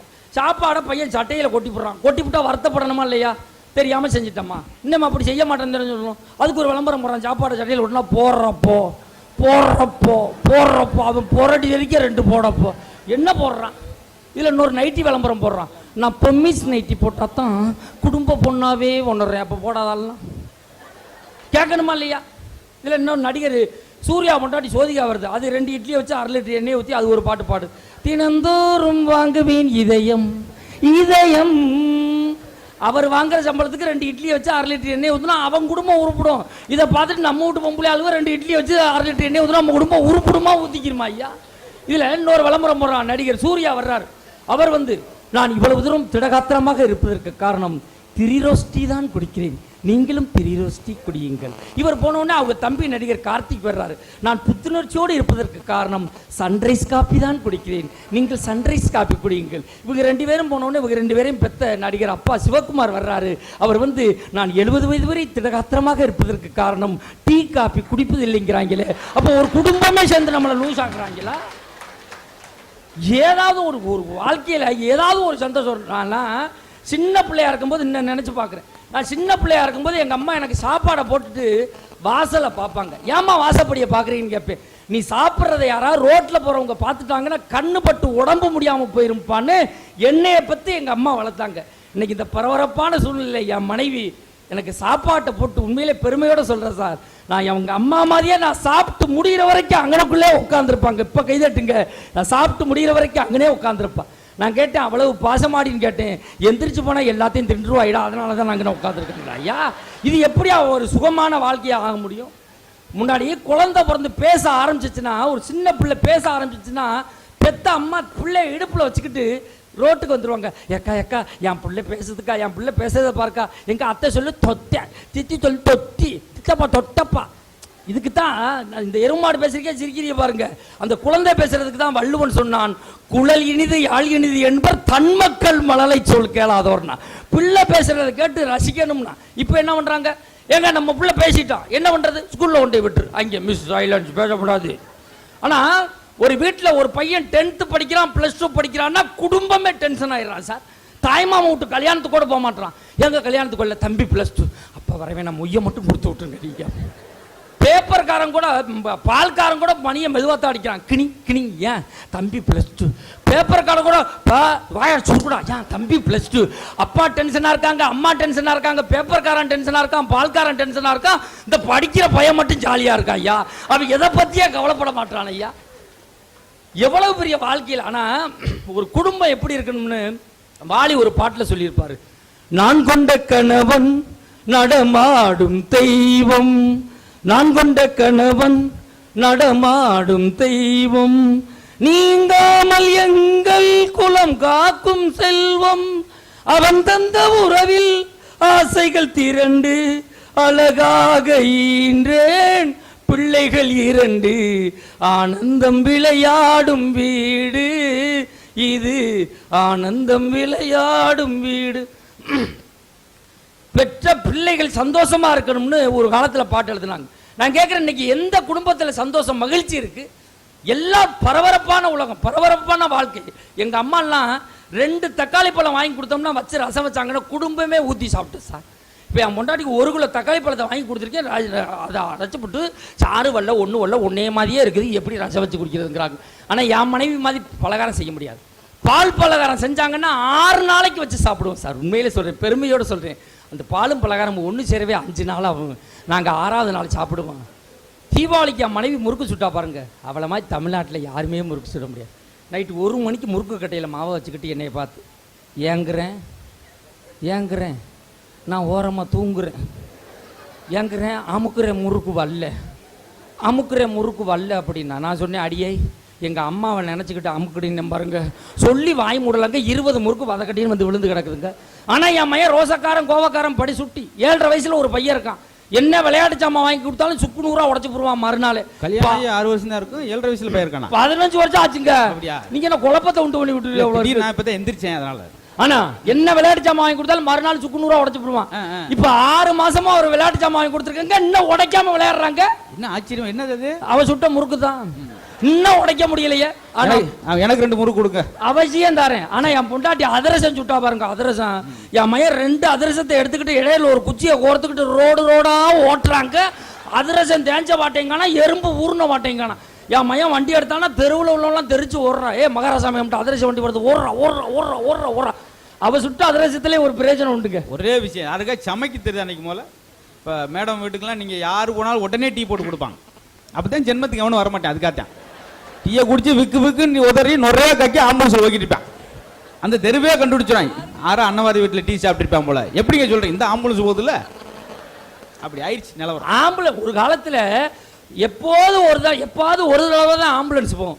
ஆம்புலன்ஸ் போகும்போது நம்ம என்ன வேலை பார்த்துக்கிட்டு இருந்தாலும் அந்த வேலையை விட்டுவிட்டு அவங்க குலசாமியை நம்ம வேண்டிக்கிட்டோம். ஐயோ யாரு பெத்த பிள்ளையோ இந்த ஆம்புலன்ஸில் போகிறாங்க, ஆண்டவா அவங்கள காப்பாற்றணும்னு வேண்டிக்கிட்டோம். இப்போ அப்படியா நிமிஷத்துக்கு ஒரு ஆம்புலன்ஸ் இப்படி சோத்தை அள்ளி வாயில் வைக்க போயில ஓய்யா. இப்போ என்ன நம்மளுக்கு என்னைக்கோ மனுஷன் எப்படி இருந்தவன் எப்படி மாறிட்டான் பாருங்க. இந்த நோட்டீஸ் எல்லாம போச்சு இல்லை. அப்போ எங்கள் ஏடிஎம்ல 150 பேர் லைனில் நின்றான். ஒரு கடைக்கார ஐயா என்ன பண்ணார் பாவம், நல்ல எண்ணத்தோட ஒரு ட்ரம்மு நிறையா தண்ணி வச்சார். வர்றவங்க போகிறவங்களாம் குடிச்சிட்டு போட்டோன்னு போய் எட்டி பார்க்குறேன். 5 ரூபா டம்ளருக்கு 150 ரூபாய்க்கு செயின் வாங்கி கட்டி தொங்க போட்டிருக்காரு. ஏன் சார்னு கேட்குறேன், குடிச்சிட்டு டம்ளரை கொண்டு போயிடுறாங்க சார். இனிமேல் இந்த டம்ளர் எங்கேயும் போகாது, 150 ரூபா செயின் எங்கேயும் போகாதுன்னு என் டெபாசிட் இங்கிட்டு திரும்பி பார்க்குறாரு. ட்ரம்மை எவனோ நகட்டிக்கிட்டு போயிட்டான். அதுக்கு தான் அன்னைக்கு சொன்னான், திட்டம் போட்டு திருடுற கூட்டம் திருடி கொண்டே இருக்குது, அதை சட்டம் போட்டு தடுக்கிற கூட்டம் தடுத்து கொண்டே இருக்குது. அன்னைக்கு புத்தி சொன்னான். திரைப்பட பாட்டில் கூட மனுஷன் சந்தோஷமா இருக்கணும்னு சொன்னான். ஆனா இன்னைக்கு பாருங்க, யாரு எப்ப ஏமாத்தலாம், எப்படி வாழ்க்கையில குழப்பத்தை ஏற்படுத்தலாம்னே வாழ்க்கை ஒரு காலத்துல எல்லாம் மாறி போச்சு. வாடா சினிமா போவோம் அப்படின்னா ஒரு நல்ல நாள் பார்த்து சொல்றேன் அப்படின்னா படம் பேர் அதான் கடைசியில் புதுசாக சொல்லி பார்த்து சிரிக்கிறேன் இல்லை என்னன்னு ஆனால் இவ்வளோ முறைச்சி பார்ப்பீங்க நான் எதிர்பார்க்கல. அதனால் ஒரு முடிவு பண்ணிட்டு இந்த ஜோக்கை எங்கேயும் சொல்லக்கூடாதுன்னு முடிவு பண்ணியிருக்கேன். சார் எங்க ஊர்ல புதுசா ஒரு பியூட்டி பார்லர் திறந்திருக்காங்க. மகளிர் அழகு நிலையம். ஒரு மாசம் ஆச்சுங்க. இது வரைக்கும் அந்த பியூட்டி பார்லர் வச்சிருக்க அம்மா என் மனைவியை மட்டும் உள்ள விட மாட்டேங்குது. என்ன ஏன் காசு தர்றது இல்லையா? காசு எல்லாம் கொடுக்குறா, உள்ள விட மாட்டேங்குது. நான் நேற்று கூட்டிட்டு போயிட்டேன் என் மனைவியை கையோட. இங்க வாமா, ஏன் என் மனைவியை மட்டும் உள்ள விட மாட்டேங்கிறா? காசு தரலையா? இல்லை ஒழுங்கா உட்கார மாட்டாளா? அதெல்லாம் காசெல்லாம் தர்றாங்க சார். ஒன்றும் இல்லை சார், எல்லாம் மேக்கப் பண்ணிவிட்டு வெள்ளரி பிஞ்சை நறுக்கி கண்ணில் வைக்கிறேன். இந்த அம்மா எடுத்து தின்னு விடுது சார். இது வரைக்கும் 60 ரூபாய் கொடுத்துட்டு 1.25 வெள்ளரிக்காய் தின்னுருக்கா சார். இவ்வளவு எப்படி வரும்? என் மனைவி புருவ முடிய புடுங்குறதுக்கு 150 ரூபா செலவு பண்றாங்க. நான் 1.5 ரூபாய்க்கு பிளேடு வாங்கி ஏ சைடு 6 மாசம் பி சைடு 6 மாசம் ஷேவிங் பண்ணிக்கிட்டு இருக்கிறாங்க. காலையில ஷேவிங் பண்ண ஆரம்பிக்கிறேன். எது வீட்டுக்கார அம்மா சொல்லுது, என்ன வாத்தியார் ரைஸ் மில் ஓட ஆரம்பிச்சு சொல்லருக்கு ஒரு மாதிரி கரெக்டுன்னு சத்தம் கேட்குதுன்னு. ஒரு காலத்துல சாணம் தெளிச்சு வீட்டுக்கு முன்னாடி மார்கழி மாசம் அரிசி மாவுல கோலம் போட்டாங்க பெண்கள். எதுக்கு அரிசி மாவுல கோலம் போடுறது? எறும்பு சாப்பிடும், குருவி சாப்பிடும், பறவை சாப்பிடும். இப்போ என் மனைவி எப்படி தெரியுமா, ஏன் பெண்களை வெறுவைத்தோட காலங்காத்தால கோலம் போட சொன்னா, இப்படி யூ டைப்ல குனிஞ்சு புள்ளி வச்சா அந்த தொப்பை விழுவாது. அதுக்கு தான் அந்த பழக்கம் வந்துச்சு. இப்போ என் மனைவி எப்படி தெரியுமா கோலம் போடுறா, நொங்கு வண்டி மாதிரி ஒரு வண்டி செஞ்சு வச்சிருக்காங்க.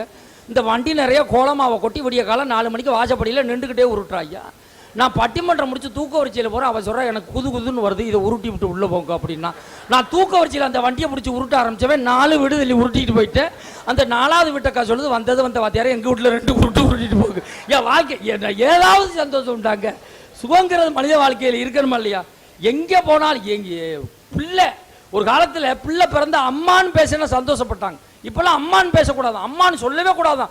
நான் 50,000 ரூபா பணம் கட்டுறேன், மம்மின்னு சொல்லு. இப்போ அதுவும் இப்போ கூட கட்டுறாங்க, 1 லட்ச ரூபா கட்டுறாங்க, மம்மின்னு சொல்லாத மம். நான் கேட்குறேன், அம்மா மம்னா பெரியம்மா மேக்சிமம்மா, சின்னம்மா மினிமம்மா? வாழ்க்கையில் ஒரு காலத்தில் எங்கள் பாட்டிக்கெல்லாம் 6 அடியில் கூந்தல் இருக்கு சார்.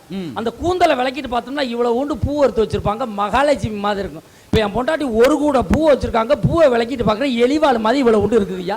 இதுக்கு எதுக்கு நீ ஒரு கூட பூ வச்சு என் குடும்பத்தை கெடுக்கிற? அது பெயிண்ட் அடிக்கிறதுக்கு பிரசலாம் வாங்க தேவையில்லை, அதில் முக்கிய 2 எழுத்துக்கலாம். நாங்கள் பொங்கலுக்கு அதில் தான் அடித்தோம். அதான் சொல்கிறேன். அது அவர் சொல்கிற மாதிரி நாகரிகம்ன்ற பேரில் நம்மளா தடம் புரண்டு போகிறது எதாவது வந்துச்சு. 1,10,000 ரூபாய்க்கு 2 வீலர் வாங்கியிருக்காங்க, அப்பாச்சி 2 வீலர். தரையில் உட்காந்து ஓட்டி போய்கிட்டு இருக்கான், குனிஞ்சு வளைஞ்சு ஒடிஞ்சு. அவர் ஒய்ப்பு 3ஆம் மாடியில் உட்காந்து தோல்பட்டியை பிடிச்சி போய்கிட்டு வேகமா போன ஒரு ஸ்பீடு பிரேக்கில் கூச்சு நிறுத்துற அதிர்ச்சியில் இந்த பிள்ளை தப்பி இன்னொரு 2 வீலரில் போகுது. இங்கேருந்தே பார்க்குறேன், என் பொண்டாட்டி மாதிரி இருக்கா, யோ விரட்டி வாயா நான் தாயா. வேகமா 3 கிலோமீட்டர் போய் ஒய்ப்ப கூடாது, அதெல்லாம் ஏற்றுன்னு போயிட்டேன். இப்போ 3 மாதம் அந்த சம்பவம் நடந்து. அதான பார்த்தேன், நல்ல வேலை சாமி. அது அந்த அந்த பைக்குக்கு விளம்பரம் போடுறான், பத்திரிக்கை ஒரு விளம்பரம் போடுறான், பைக்குக்கு ஒரு விளம்பரம் போடுறான்.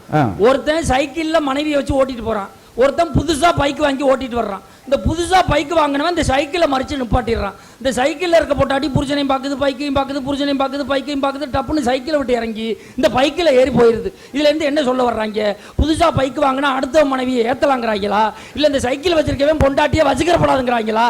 அப்ப நடந்து போறவங்க இது என்ன ஆகுறது? வாழ்க்கையில எவ்வளவு சிரமம், எல்லாத்தையும் அனுபவிக்கிறான். உண்மையில சுகம்ங்கிறது வாழ்க்கையில கிடையாதுங்க. திரும்ப வந்து முன்னாடிலாம் ஒரு வீட்டுக்கு விருந்தாளி போனோம்னா கேட்பாங்க, சார் உங்க வீட்டில் சின்ன பிள்ளை நல்லா இருக்கா, பெரிய பிள்ளை நல்லா இருக்கான்னு கேட்பாங்க. இப்போ அப்படி கிடையாது. எந்த வீட்டில் நுழைஞ்சாலும், சார் உங்க வீட்டில் சின்ன பின் இருக்கா, பெரிய பின் இருக்கா, சாம்சங் பின் இருக்கா, சார்ஜ் ஏற்றுற குறியிலே போறாங்க. அன்னைக்கு சென்னையில் ஒரு வீட்டுக்கு இன்விடேஷன் கொடுக்க போறேன். அந்த வீட்டில் கேட்டில் எழுதி கிடக்கு, நாய்கள் ஜாக்கிரதை. எட்டி பார்க்குறேன், ஒரு நாய் தான் கிடக்கு, அந்த நாய் சும்மா கிடக்கு. இதுக்காக இப்படி எழுதி போட்டிருக்கான்னு சொல்லிட்டு கேட்டை திறந்துட்டு போய் காலிங் பெல்ல போய் கிறுக்குன்னு இப்படி அடிச்சம் பாருங்க. ஒரு அம்மா கதவை திறந்துட்டு என்ன வேணும் அப்படின்னு, ரைட்டு நாய்கள் ஜாக்கிரதை, கரெக்டு தான். வந்தவங்களை வரவேற்குன்னு வள்ளுவன் சொன்னான். மோப்ப குலையும் அடிச்சம் முகந்திருந்து நோக்க குலையும் இருந்துன்னா, இன்னைக்கு அந்த பண்பு நம்மள்ட்ட யார்கிட்டையுமே இல்லை. குடும்பம், இந்த பரபரப்பான வாழ்க்கையில் குடும்ப வாழ்க்கை என்பது சுகமாக இல்லை, சோகமாக மிகவும் சிரமமாகத்தான் இருக்கிறது என்று நல்ல தீர்ப்பை தாருங்கள் என்று வேண்டி உங்கள் அத்தனை பேரையும் பாதம் பட்டு இந்த மண்ணை தொட்டு நீங்கி என் வாதத்தை நிறைவு செய்கிறேன். நன்றி, வணக்கம். இந்த சுறுசுறுப்பு தான் ரொம்ப வேணும். அதுக்கேற்ற மாதிரி மொத்தமே 8:25 அவர் அந்த மைண்ட்லேயே வேகமாக பேசினார். அவ்வளவு பரபரப்பாக நேரம் கொடுத்தா 1.5 மணி நேரம் கூட அவர் பேசுவார். ஆனால் நம்மளுக்கு நேரம் குறைவாக இருக்கனால அதுக்கிடையில் எவ்வளோ வேகப்படுத்தணுமோ அவ்வளோ வேகமாக அவர் கொடுக்கப்பட்ட நேரத்துக்குள்ளே செலவழிச்சிருக்காரு. அருமையான பேச்சு. இப்படி ஒரு ஆள் நகைச்சுவாக பேசுகிறத பார்த்துருக்கோம். பேச்சே நகைச்சுவாக பேசுறது அவர் கைவந்த கலை. அதில் சொன்னார் பாருங்க, எவ்வளோ பண்பாடு மாறிக்கிடுச்சு. கிராமத்தில் வந்தால் என்ன கேட்பாங்க தெரியுமா, என்ன மாப்பிள்ள ஊருக்கு வந்துட்டு வீட்டுக்கு வராமல் போயிட்டா. இப்போ என்ன சொல்கிறேன், என்ன மாப்பிள்ள ஃபேஸ்புக்கில் வந்துட்டு ஒரு லைக் போடாமல் போயிட்டா. எப்படி மாறிக்கிடுச்சு பாருங்க பேச்சு. அதுலேயும் எனக்கு ஆச்சரியம், பெண்கள் ஏதாவது ஃபேஸ்புக்கில் ஒரு ஸ்டேட்டஸ் போட்டால் கொச்சன்னு பலாப்பழத்து ஈமோச்ச மாதிரி வருது 2000 லைக் எப்போ 5 நிமிஷத்தில். ஆம்பளை போய் ஒரு ஸ்டேட்டஸ் போட்டால் அனாதி போனமாக கிடக்கு 5 நாளைக்கு. ஒருத்தி அந்த பக்கம் வரல. நான்லாம் 7:45 போட்டேன் ஒரு ஸ்டேட்டஸ் போட்டு, நல்ல வாசகம். அந்த வாசகம் நான் உயிர் போட சொல்லி போட்டேன். 9:15 ஆச்சு, 11:30 ஆச்சு, 12:30, ஒருத்தி வரலங்க. லஞ்சு சாப்பிட்டு வந்து எடுத்து பார்க்குற 2 மக்களுக்கு அப்பயும் அப்படியே கிடந்துச்சு. 3:15 டொங்கின்னு ஒரு லைக் உற்சாகம். மறுபடியும் அன்லைக்காக போயிடுச்சு. நான் விடலை, அவனுக்கு ஃபோன் பண்ணியே கேட்டுட்டேன், என்னென்ன லைக் போட்டிருந்தீங்க திடீர்னு எடுத்துட்டீங்க, சாரி தம்பி கை நடிகை மாற்றி போட்டேன், நான் என்னை பரவாயில்லண்ணே அவமானமாக போயிடும், போட்டீங்க கொஞ்சம் போட்டு விடுங்க அப்படின்னு அந்த ஆளுக்கு அக்கௌண்ட்டில் பணம் போட்டு அப்புறம் ஒரு லைக் வாங்க. நம்ம நிலைமை யோசிச்சு பாருங்க. அது மாதிரி வேகமாக இருக்கும். முன்னாலாம் என்ன நம்ம பண்பாடு, ஒரு பத்திரிக்கை கொடுக்குறப்ப அப்படி தாம்பழத்தட்டில் கனிகள் வச்சு வெத்தலை பாக்கு வச்சு பத்திரிக்கை கொண்டு போய் மாமா வந்துருங்க, குடும்பத்தோடு வந்துருங்க, ஒரு நாளைக்கு முன்னாடியே வந்துருங்க, இதுதான் பேச்சு. இன்றைக்கி என்ன செய்கிறான், போக நேரம் இல்லாமல் அதை ஒரு போட்டோ எடுக்கிறேன் பத்திரிக்கையை, அதை அப்படியே அனுப்பி இந்த பத்திரிகையை நான் நேரில் வந்து கொடுத்ததாக தாங்கள் நினைத்து கொண்டு குடும்பத்தோடு வரவும். அவன் அங்கேருந்து ஒரு 100 ரூபா தலை போட்டோ எடுத்தான். இதை நான் மொய்யாக செய்ததாக தாங்கள் எடுத்துக்கொள்ளவும், போன விட வெங்காயம்னு முடிச்சிட்டேன். பார்த்தீங்களா, இப்படி இருந்தால் எப்படி இருக்கும். இதெல்லாம் நம்மளா வேகமாக இருக்குன்ற காட்டிக்கிறதுக்காக இப்படி ஓடிக்கிட்டு இருக்கோம். அழகாக சொல்லி முடித்தார். அதுக்கெல்லாம் பதில் சொல்லி அவ்வளவு சுமையும் சுகமாக மாற்று 2வது 3வது பேசுகிற ஆளுக்கு சிரமம் அதிகம். ஆனால் இவங்களுக்கு மகிழ்ச்சி, அவங்க பாயிண்ட்லேருந்து எடுத்து பேசலாம். நல்ல ஏற்கனவே சொன்ன மாதிரி தான் பல்சுவாக பேசக்கூடிய அருமையான பேச்சாளர், உங்கள் ஊருக்கு பெருமை சேர்க்கிற திருமதி அன்னபாரதி அவர்கள். இன்றைய பரபரப்பான குடும்ப சூழ்நிலை மனிதனுக்கு சுகமானது தான் உங்களுடைய கரகோஷத்துக்கிட்டே பேச வர்றாங்க. வாங்க. கலைமகள் யாழ் மீட்ட, மலைமகள் நடனமாட, திருமகள் அமுதூட்ட, எத்திசையில் பிறந்தாலும் எத்திசையில் புகழ் மணக்கும் தாயே தமிழை வணங்கி உயிர் காக்கும் உன்னத சேவையை உயிர் மூச்சாய் செய்து கொண்டிருக்கும் மருத்துவர் வெங்கடேஷ் சார் அவர்களுக்கும், இந்த மகிழ்வோர் மன்றத்தில் உள்ள அத்தனை பேருக்கும், ஜான் கணேஷ் சார் அவர்களுக்கும், செந்தில் சார் அவர்களுக்கும், இன்னும் நிறைய பேர் இருக்கிறாங்க, அத்தனை பேருக்கும் அன்பார்ந்த வணக்கத்தை தெரிவித்துக் கொண்டு, கேமராமேன் அவர்களுக்கும், பச்சை கலர் போட்ட சட்டை அவருக்கும், புழு கலர் கீழே குனிஞ்சிருக்க குமரேசனுக்கும் ஆரம்பிக்கவே இல்ல, அதான் சொல்றேன், உள்ள போய்கிட்டுறோம். எத்தனை ஊர்கள்ல பேசினாலும், எத்தனை மேடைகள்ல பேசினாலும், எத்தனை வெளிநாடுகள்ல பேசினாலும், ஒரு சின்ன விளம்பரம் சார், யாராவது கேட்டிருக்காங்களா? கேட்டிருக்காங்க. எத்தனை வெளிநாடுகள்ல பேசினாலும் சொந்த ஊர்ல சொந்த மண்ணில் நின்று பேசுறதுக்கு ரொம்ப மகிழ்ச்சியாக இருக்கிறது. திருநெல்வேலி எங்க கோயில்பட்டிக்குன்னு ஒரு சிறப்பு இருக்கு சார், தெரியுமா? என்ன காப் சிறப்பா? நல்ல பஞ்ச். பரவாயில்ல, கோவப்படாம சிரிச்சிட்டீங்க. திருநெல்வேலினா அல்வா, திருப்பாச்சினா அருவா, மதுரைனா மல்லி, பாண்டிச்சேரினா மில்லி, திண்டுக்கல்னா பூட்டு, சிவகாசினா வேட்டு, கோவில்பட்டினா கடலை முட்டாய் மட்டுமல்ல கலகலப்பான மக்களும் என்று நிரூபித்துக் கொண்டிருக்கும் ரசிக பெருமக்களை வணங்கி, நடுவர் அவர்களை, நீங்க என்ன சாதாரண நடுவரா? இருக்கிறீங்களா சார்? இருக்கேன். நல்ல மகிழ்ச்சியா இன்னைக்குள்ள பரபரப்பான வாழ்க்கைங்கிறது சுகமா சுமையான ஒரு ஜுஜுபி கொஸ்டின். பரவாயில்ல, கைதட்டுங்க, தலைப்பு சொல்லிவிட்டாங்க. இப்ப பேச்சாளருக்கு தலைப்பு சொன்னாலே ஓரளவு இல்ல சார், ஒரு ஜிலேபி கொஸ்டின் கேட்டிருக்கீங்க, சரி, ஒரு தம்மா துண்டு கொஸ்டின் கேட்டிருக்கீங்க, பாத்தீங்களாங்க? இதுல நம்ம ஸ்வீட்ஸ் எல்லாம் போட்டுருக்கோம், ஜிலேபி தம்மா துண்டு. இவர் சுமை சுமைன்னு பேசினார்ல, இவர் எங்க புடிச்சிட்டு வந்தீங்க? என்ன அவரு என்ன கோழி குஞ்சாங்க? எங்க ஒரு பள்ளியில ஆசிரியர் இருக்காரு, தினந்தோறும் பல்வேறு பட்டிமன்றங்களை பேசி 50,000 சம்பாதிக்கிறாரு. ஆமா, 50,000. அப்படி இருக்கால போய் எங்க புடிச்சீங்க? ஆமா சார், இல்ல என்ன இது என்ன பேசிட்டு போயிருக்காரு, வாழ்க்கை எவ்வளவு சுகம் தெரியுமா? சுமை சுமை இவர் பேசுற பேச்சு எதுக்கு இப்படி மூக்கால முக்கி நாக்கால் நக்கிட்டு போய் உட்கார்ந்து இருக்காரு? எனக்கு சத்தியமா மூக்கால முக்கி நாக்கால் நக்கி ஜென்மத்தில் இப்படி ஒரு பழமொழி நான் கேட்கல. இது நீங்களா யோசிச்சதா சார்? நான் தெளிவா கேக்குறேன். கோயில்பட்டி பொண்ணு கொஞ்சம் விவரமான பொண்ணு, நான் உங்களை பார்த்து கேக்குறேன். கோயில்பட்டி பொண்ணு விவரமான பொண்ணு, அப்படியே நீங்க எப்படி இருக்கீங்க? போதும் கிளாப் சார். கேக்குறேன், உங்களை பார்த்து கேக்குறேன். தூங்க போறதுக்கு முன்னாடி குட் நைட் சொல்லலாமா? பட் எதுக்கு முன்னாடி குட் மார்னிங் சொல்ல முடியுமாங்க? ரைட், எல்லாம் கிளம்புவோமா? ஏன்னா நம்மளுக்கு கெட்ட நேரம் வர ஆரம்பிச்சிருச்சு. நம்ம நியூஸ் எப்படி பாத்தீங்களாங்க சார்? இருமல் வந்தா இருமல் முடியும், பட் காய்ச்சல் வந்தா காய்ச்ச முடியுமா? யோசிக்கணும் சார். கோவம் அம்மா கொஞ்சம் சில நேரம் அப்படித்தான் கோவம் வரும். இந்த கல்யாண வீட்டுல நம்ம எல்லாம் வரைக்கும் பாயாசம் வந்துட்டு தீர்ந்து போயிடும். அடுத்து வாலியை கொண்டு வர நம்ம மறந்துட்டு அங்கிட்டு ஊட்டி போவேன். 10 மார்க் கொஸ்டின் படிச்சுட்டு போவான், அது 1 வேர்ட்ல கட்டி வச்சிருப்பாங்க. டென்ஷன் வந்துகிட்டே இருக்கும் பாத்தீங்களா? இன்னொன்னு, கராத்தேல அடி வாங்கினவே அம்மா ஐயான்னு கத்தனு, அடிக்க போற அப்படின்றான், அவன் பேசாம இருக்கான். அடி வாங்கினேன் உரல் அப்படியே இருக்கு, நம்ம குலவிக்கலை வச்சு சுத்துவோம் அந்த காலத்துல. இப்போ குழவிக்கு அப்படி இருக்கு, உரல் சுத்த ஆரம்பிச்சு, அதுக்கு பேர் கிரைண்டர். அப்படி மாறிக்கிடுச்சு. என்ன செய்ய? ஆனா சார் உண்மையிலே வாழ்க்கைங்கிறது ஒரு பஞ்ச் டைலாக் மாதிரி சொல்லலாம்னு இருக்கேன். வாழ்க்கைங்கிறது ஒரு வாழைப்பழம் மாதிரிங்க. வாயில விழுந்தா சத்து, வலிக்கு விழுந்தா டெத்து. முடிஞ்சு கிளம்புமா?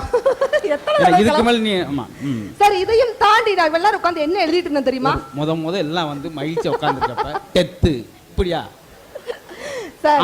நிறைய பேர் இல்ல பேச மறந்த இடத்துல பேசிடுவாங்க பாத்தீங்களா? நல்ல நீங்க யோசிச்சு பாருங்களேன். வர்தா புயல் வந்து 2000 மரம் சரிஞ்சு அடைஞ்சு சென்னையில. டூலில் போயிருக்காரு, அவர் கழுத்துல ஒரு முருங்கை மரம் கிடக்கு, இழுத்துக்கிட்டு இருக்காரு. அப்போ ஒரு அம்மா டிவில இருந்து பேட்டி, சொல்லுங்க சார் என்ன நீங்க ஃபீல் பண்றீங்க? இந்த மரத்தை தூக்கிட்டு நீ என்ன ஃபீல் பண்றேன்னு பாரு. அது ஆறுதலா ஏதாவது ஒரு வார்த்தை சொல்லணும்லங்க. குளிச்சுக்கிட்டு ஆம்பளை போய் பட்டான்னு உடச்சிக்கிட்டு வருது ஒரு அம்மா. சொல்லுங்க உங்க பேஸ்ட்ல உப்பு இருக்கா? உனக்கு துப்பு இருக்காடியே? ஒரு எக்ஸ்கியூஸ் கேட்டு உள்ள வரையா? சும்மா 2 ஜோக் நான் வந்து சொல்றேன். ஆனா இவ எல்லாரும் உட்கார்ந்து என்ன எழுதிட்டு இருந்தேன் தெரியுமா சார்? உங்களை வாழ்க்கை ஒரு 4 வரி கவிதை. வந்து உட்காருங்க. ஏன் சார்? அது ஒரு 10 வரி எழுதிட்டு வாங்க. அதுல ஒரு கஞ்சத்தனமா ஜஸ்ட் 4 லைன்ஸ் தான். சொன்ன உடனே கீழ இருந்து நச்சின் நச்சின் நச்சின் கிளாப் வரும் பாருங்க. நச்சி நச்சின்டா வரும். கல் எடுத்து நச்சு வைத்து கேள்விப்பட்டிருக்கேன். இல்ல சார், நக்க மாட்டாங்க எங்க மக்கள், தெளிவான மக்கள். அவர் சுமைன்னு பேசினாரா? உங்களை பத்தி ஏதாவது ஒரு 4 வார்த்தை பாராட்டினாரா? நான் பாராட்டுறேன் சார். நடுவரை வாழ்த்தி. டீலா நோ டீலா? டீல் தானே சார்? கொஞ்சம் நிமிர்ந்து நேரா உட்காருங்க. இங்கிலீஷ் மீடியம் அதான் டீலா நோ டீலா சார்? கொஞ்சம் நிமிர்ந்து நேரா உட்காருங்க. ஏன் ஸ்கேன் எடுக்க போறீங்களா? இல்ல மிலிட்டரிக்கு ஆள் எடுக்க போறீங்களா? நடுவர் நிமிர்ந்து உட்காருங்க. இல்ல சார் உங்களை வாழ்த்தி போதுமா? இந்த வெஞ்சது போதும் சார். சொல்லிட்டு நடுவரை வாழ்த்திடலாமா? நடுவர் அவர்களை நீங்க என்ன சாதாரண நடுவரா? நீங்கள் ஒரு கருவாடு. ரைட்டுமா? ஆமா போதும். வாட வருதான் பாத்தீங்களா? சொன்ன உடனே வரும். இல்ல சார், கருவாடுனால கோச்சுக்கிட்டீங்களா? கிடையாதுங்க. கருவாடு கோஷ்டில யாருக்கு ரொம்ப பிடிக்கும்? கருவாடு கோஷ்டில கை தட்டுங்க பார்க்கலாம். சமையல் நிகழ்ச்சிக்கு வந்திருக்காங்க. இல்ல சார், இங்க பாருங்க, கருவாடு சாப்பிடும் போது பாருங்களா ஊரே நாரும். ஆனா சாப்பிடுறோம் வச்சு சாப்பிடுவோம் சார், செம்மையா இருக்குடா அப்படின்னு சொல்லிட்டு. அதே போல யார் என்ன சொன்னாலும் அழகான கருத்துக்களை சொல்வதனால் உங்களை கருவாடு என்று வாழ்த்தினேன். அதையும் தாண்டி வாழ்த்தட்டுமா சார்? நடுவர் அவர்களை நீங்க என்ன கருவாடு மட்டுமா? நீங்கள் ஒரு கருவண்டு. இதுல என்ன இவ்வளவு ஒரு நகைச்சுவை கேட்டீங்கன்னு இப்படி விழுந்து வச்சிருக்கீங்க. ஒருத்தனை கருவாடு கருவண்டுன்னா அவ்வளவு சந்தோஷம். நல்லா கேள்வி, நல்லா கேளு. நான் ரொம்ப நாளா கேட்கணுக்கிட்டு இருந்தேன் சார். அப்படி இல்ல சார், கருவண்டுனால கோச்சுக்கிடாதீங்க. என்ன ஊருக்கு கொண்டு வந்து அசிங்கப்படுத்திக்கிட்டு எனக்கு சார்? பட்டிமன்றம் வாங்க, உங்களை பெருமைப்படுத்துறோம். வந்து கருவாடு கரிச்சட்டி இன்னும் பாரு ஓனா ஒரு கேனா. இங்க பாருங்க, நல்லா பாருங்க. கருப்பா இருக்கிற வண்டு தான் சிகப்பா இருக்கிற பூவுல போய் கொய் கொய் கொய் கொய் கொய் கொய் தேனை எடுக்கும். இவங்க பாருங்க, வேலை வெட்டி விட்டுவிட்டு அந்த வண்டெல்லாம் கவனிச்சிருக்காங்க. கொய் கொய் கொய் கொய்ன்னு வருமா? எங்கேயாவது வண்டு போறதும் தெரியும் வரதும் தெரியாது.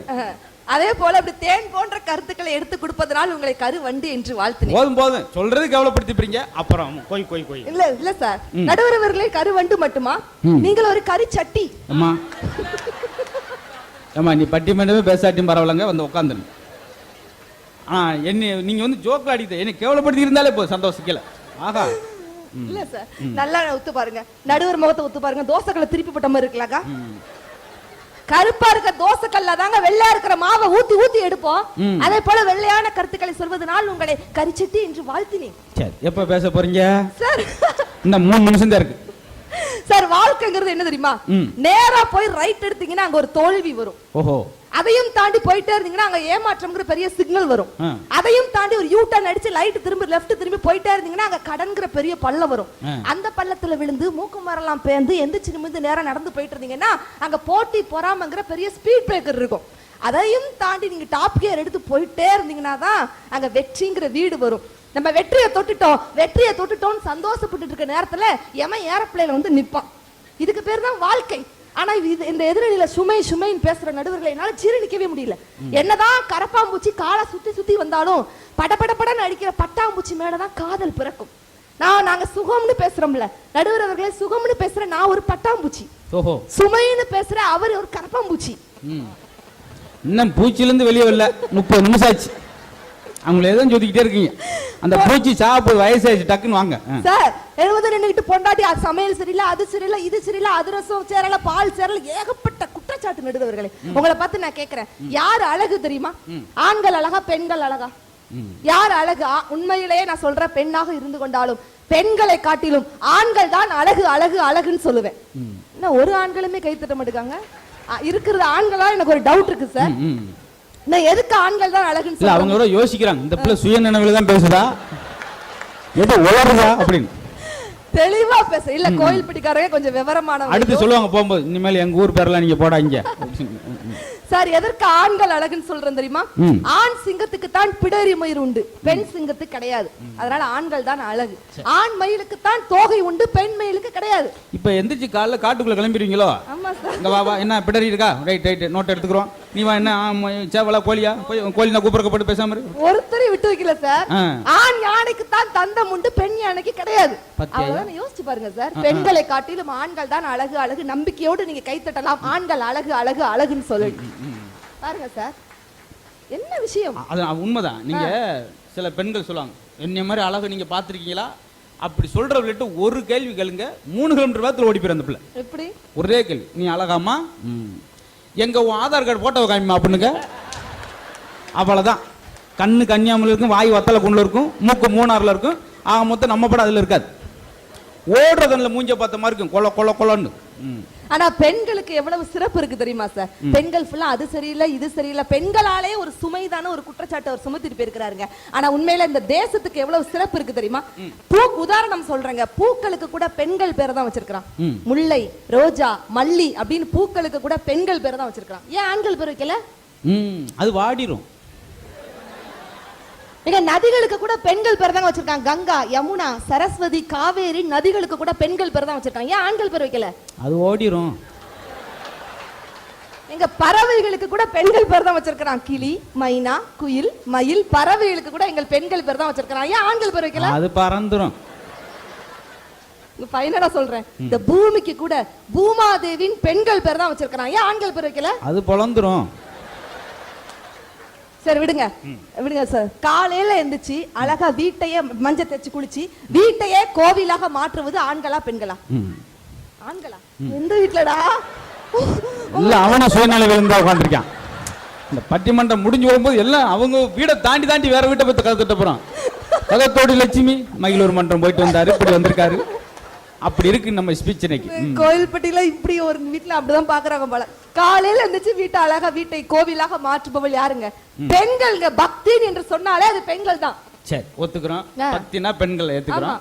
ஆனா அதுக்கு என்ன பேர் சொல்றோம்? நம்ம பக்திக்கு என்ன பேர் சொல்றோம்? ஆன்மீகம், பெண்மீகம் கிடையாது. அதுதான் எது கூப்பிட்டு வந்து தெரியுமா? அவரா எங்கள் கை தட்டுவார். இது வந்து ஒரு சுயநல பட்டிமன்றம். நாங்களே பேசுவோம், நாங்களே கை தட்டுவோம். இது எதுக்கு அடுத்தால் நம்பிக்கிட்டு? அந்த ஜோலியே கிடையாது. நான் பேசுவோம், அவர் தட்டுவாரு, அவர் பேசுவோம், நான் தட்டுவேன். 2 பேரும் பேசுவோம், 2 பேரும் ஊரே வந்து தட்டும். ஏண்டா இப்ப நீங்க போறீங்களா? ஏண்டா அப்படின்னு. சார் அதை விடுங்க, பீச் பக்கம் போறீங்க. அது மட்டும் கிடையாதுங்க. அந்த சாமிக்கு என்ன சொல்றோம்? ஆண்டவன், பெண்டவன் கிடையாது. ஐயா வேற கோபமா வர்றாரு. ஏண்டா உங்க பட்டிமன்றத்துக்கு நாங்க தான் கிடைச்சோமா அப்படின்னு. இங்க பாருங்க, பீச் பக்கம் போறீங்க, பிளாக் அண்ட் ஒயிட் கலர்ல அழகழகான பறவைகள் இருக்கும். அந்த அழகான பறவை எது? பெண் குவின் தான் இருக்குதுங்க, ஆண் குவின் கிடையாது. ரைட். என்ன சார்? நான் 2வது முறை மயிலூர் மன்றம் அடுத்த வருஷம் வரலாம்னு நினைச்சேன். பெண் குயின், ஆண் குயின். நைட்டெல்லாம் இரவெல்லாம் விழித்திருந்து காவாக்குதே, அது என்ன சொல்றான்? ஆந்தை, பெண்கள் கிடையாது. பரவாயில்ல, 15 பேர் என்னைய மாதிரி இருக்கீங்க. எதுக்கு கைதட்டும்டே தெரியாம. அது அப்படி இருந்தா நாங்க எங்க போல போடும். சார் இங்க விடுங்க. திஸ் ஜோக் ராங் அப்படினா போச்சு. இங்க பாருங்க, சின்ன பிள்ளைல நீங்க குவா குவா குவான்னு பறந்திருப்பீங்கல்ல? குவா குவான்னு பறந்தீங்க? சரி பறந்து பாருங்க என்னென்ன சொல்ல போறாங்க பாருங்க. பறந்துட்டீங்க சார். ஸ்கூலுக்கு போயிருப்பீங்க. அப்படியே அழகா அவனுடைய பிஞ்சு விரலால எதால எழுதிருப்பீங்க? பென்சிலால தான் எழுதிருப்பீங்க. ஆன்சிலால எழுதிருக்க முடியுமா? கோப்படாங்க. அந்த சோப் சால சட்டை கட்டமா கை தட்டறாங்க. பாத்தீங்களா? இதுக்கு ஏதாவது ஒரு கவுண்டர் போட்டாங்கணுமே. இது இப்ப வேகமா அவசரமா போறப்ப என்ன சொல்றோம்? மாப்பிள்ள ஆன் தி வே, பெண் தி வேன்னு சொல்லிருக்கானா? வெயிட் பண்ணுங்க. அந்த வேலை போய் ஆம்புலன்ஸ்ல வி வி வின்னு பப்பரப்பான்னு விழுந்து கிடப்பீங்க. அப்பயும் கூட அவசரத்துக்கு ஆம்புலன்ஸ் வருது, பொம்புலன்ஸ் வரல. பரவாயில்ல, ஒரு ஆறுதலா இருக்குங்க. இங்க பாருங்க சார், நீங்க வாட்டுக்கு பழைய ஜோக் அப்படின்னு நீங்க சொல்லிடுவீங்களேன்னு பயந்துட்டேன். பெண்கள் எனக்கு எவ்வளவு தூரம் சாதிக்கிறோம் தெரியுமா? சுமை சுமைன்னு சொல்றீங்களா? வீட்ல ஒரு பெண்கள் இருந்தாலே ஒரு மகிழ்ச்சி தாங்க. இன்னைக்கு பெண்கள் எந்த அளவு சாதிக்கிறாங்க தெரியுமா? பஸ் ஓட்டுறோம், ட்ரெயின் ஓட்டுறோம், ஃளைட் கூட ஓட்டுறாங்க இன்னைக்கு பெண்கள். நாங்க உங்களை கல்யாணம் பண்ணி வாழ்க்கை ஓட்டுறமே நாங்க. அது கூட ஈஸி. அதுக்கு பெட்ரோல் தான் ஓட்டிடலாம். இதுக்கு எவ்வளவு சிரமம் ஏங்க? புடவைக்கு புருஷனுக்கு முத என்ன வித்தியாசம் தெரியுமா? புரட்டி எடுத்து செலக்ட் பண்ணா அது புடவை, புரட்டி எடுத்து செலக்ட் பண்ணா அது புடவை, செலக்ட் பண்ணிட்டு புரட்டி புரட்டி எடுத்தா அதான் புருஷன். உங்களெல்லாம் ஆல்ரெடி செலக்ட் பண்ணி அடிச்சு 2 புரட்டுனா என்ன? ஆல்ரெடி ஒரு புரட்டு எடுத்த மாதிரி தான் இருக்குது. அது இங்கேயே பார்த்துட்டீங்க, சொல்ல தேவையில்லை. நல்லா உத்து கவனிச்சேன். ஒரே ஒரு நம்ம நண்பர் அப்படி சோக்கை கேட்டு ரேஸை ஒரு 3/4 இன்ச்சு தான் சிரிச்சாரு. பக்கத்தில் வைப்ப போது மூடு, நீ எல்லாம் பொழைச்ச உழைப்ப சிரிக்கிற இல்லை, அவன் சிரிக்கிறான் பொழைச்சிருக்கான், நீ அந்த அளவுக்கு பொழைச்சிருக்கா, சிரிக்கிறதுக்கு அந்த ஆள் பொழைக்கணும். எப்படி ஆகி போச்சு பாருங்க. நான் ஒரு மேடையில் சொன்ன உடனே மேலே வந்து ஒரு ஆள் அன்பளிப்பு கொடுத்தார். வாய் விட்டு சிரித்தால் நோய் விட்டு போம்னே ஜங்குன்னு குச்சி கை கொடுத்தாரு. அருமையாக சொன்னீங்க தம்பி. ஏன் சார் பண்ண நேற்று வாய் விட்டு சிரிச்சேன், என் ஒய்ஃப் அவங்க அம்மா விட்டு போயிட்டா அப்படின்றார். இப்படி கோஷம் சிலர் உண்டு. ஆனா எங்க வீட்ல எல்லாம் எவ்வளவு மகிழ்ச்சியா இருக்கும் தெரியுமா சார்? பழைய ஜோக்லாம் சிலர் எடுக்குது சார்.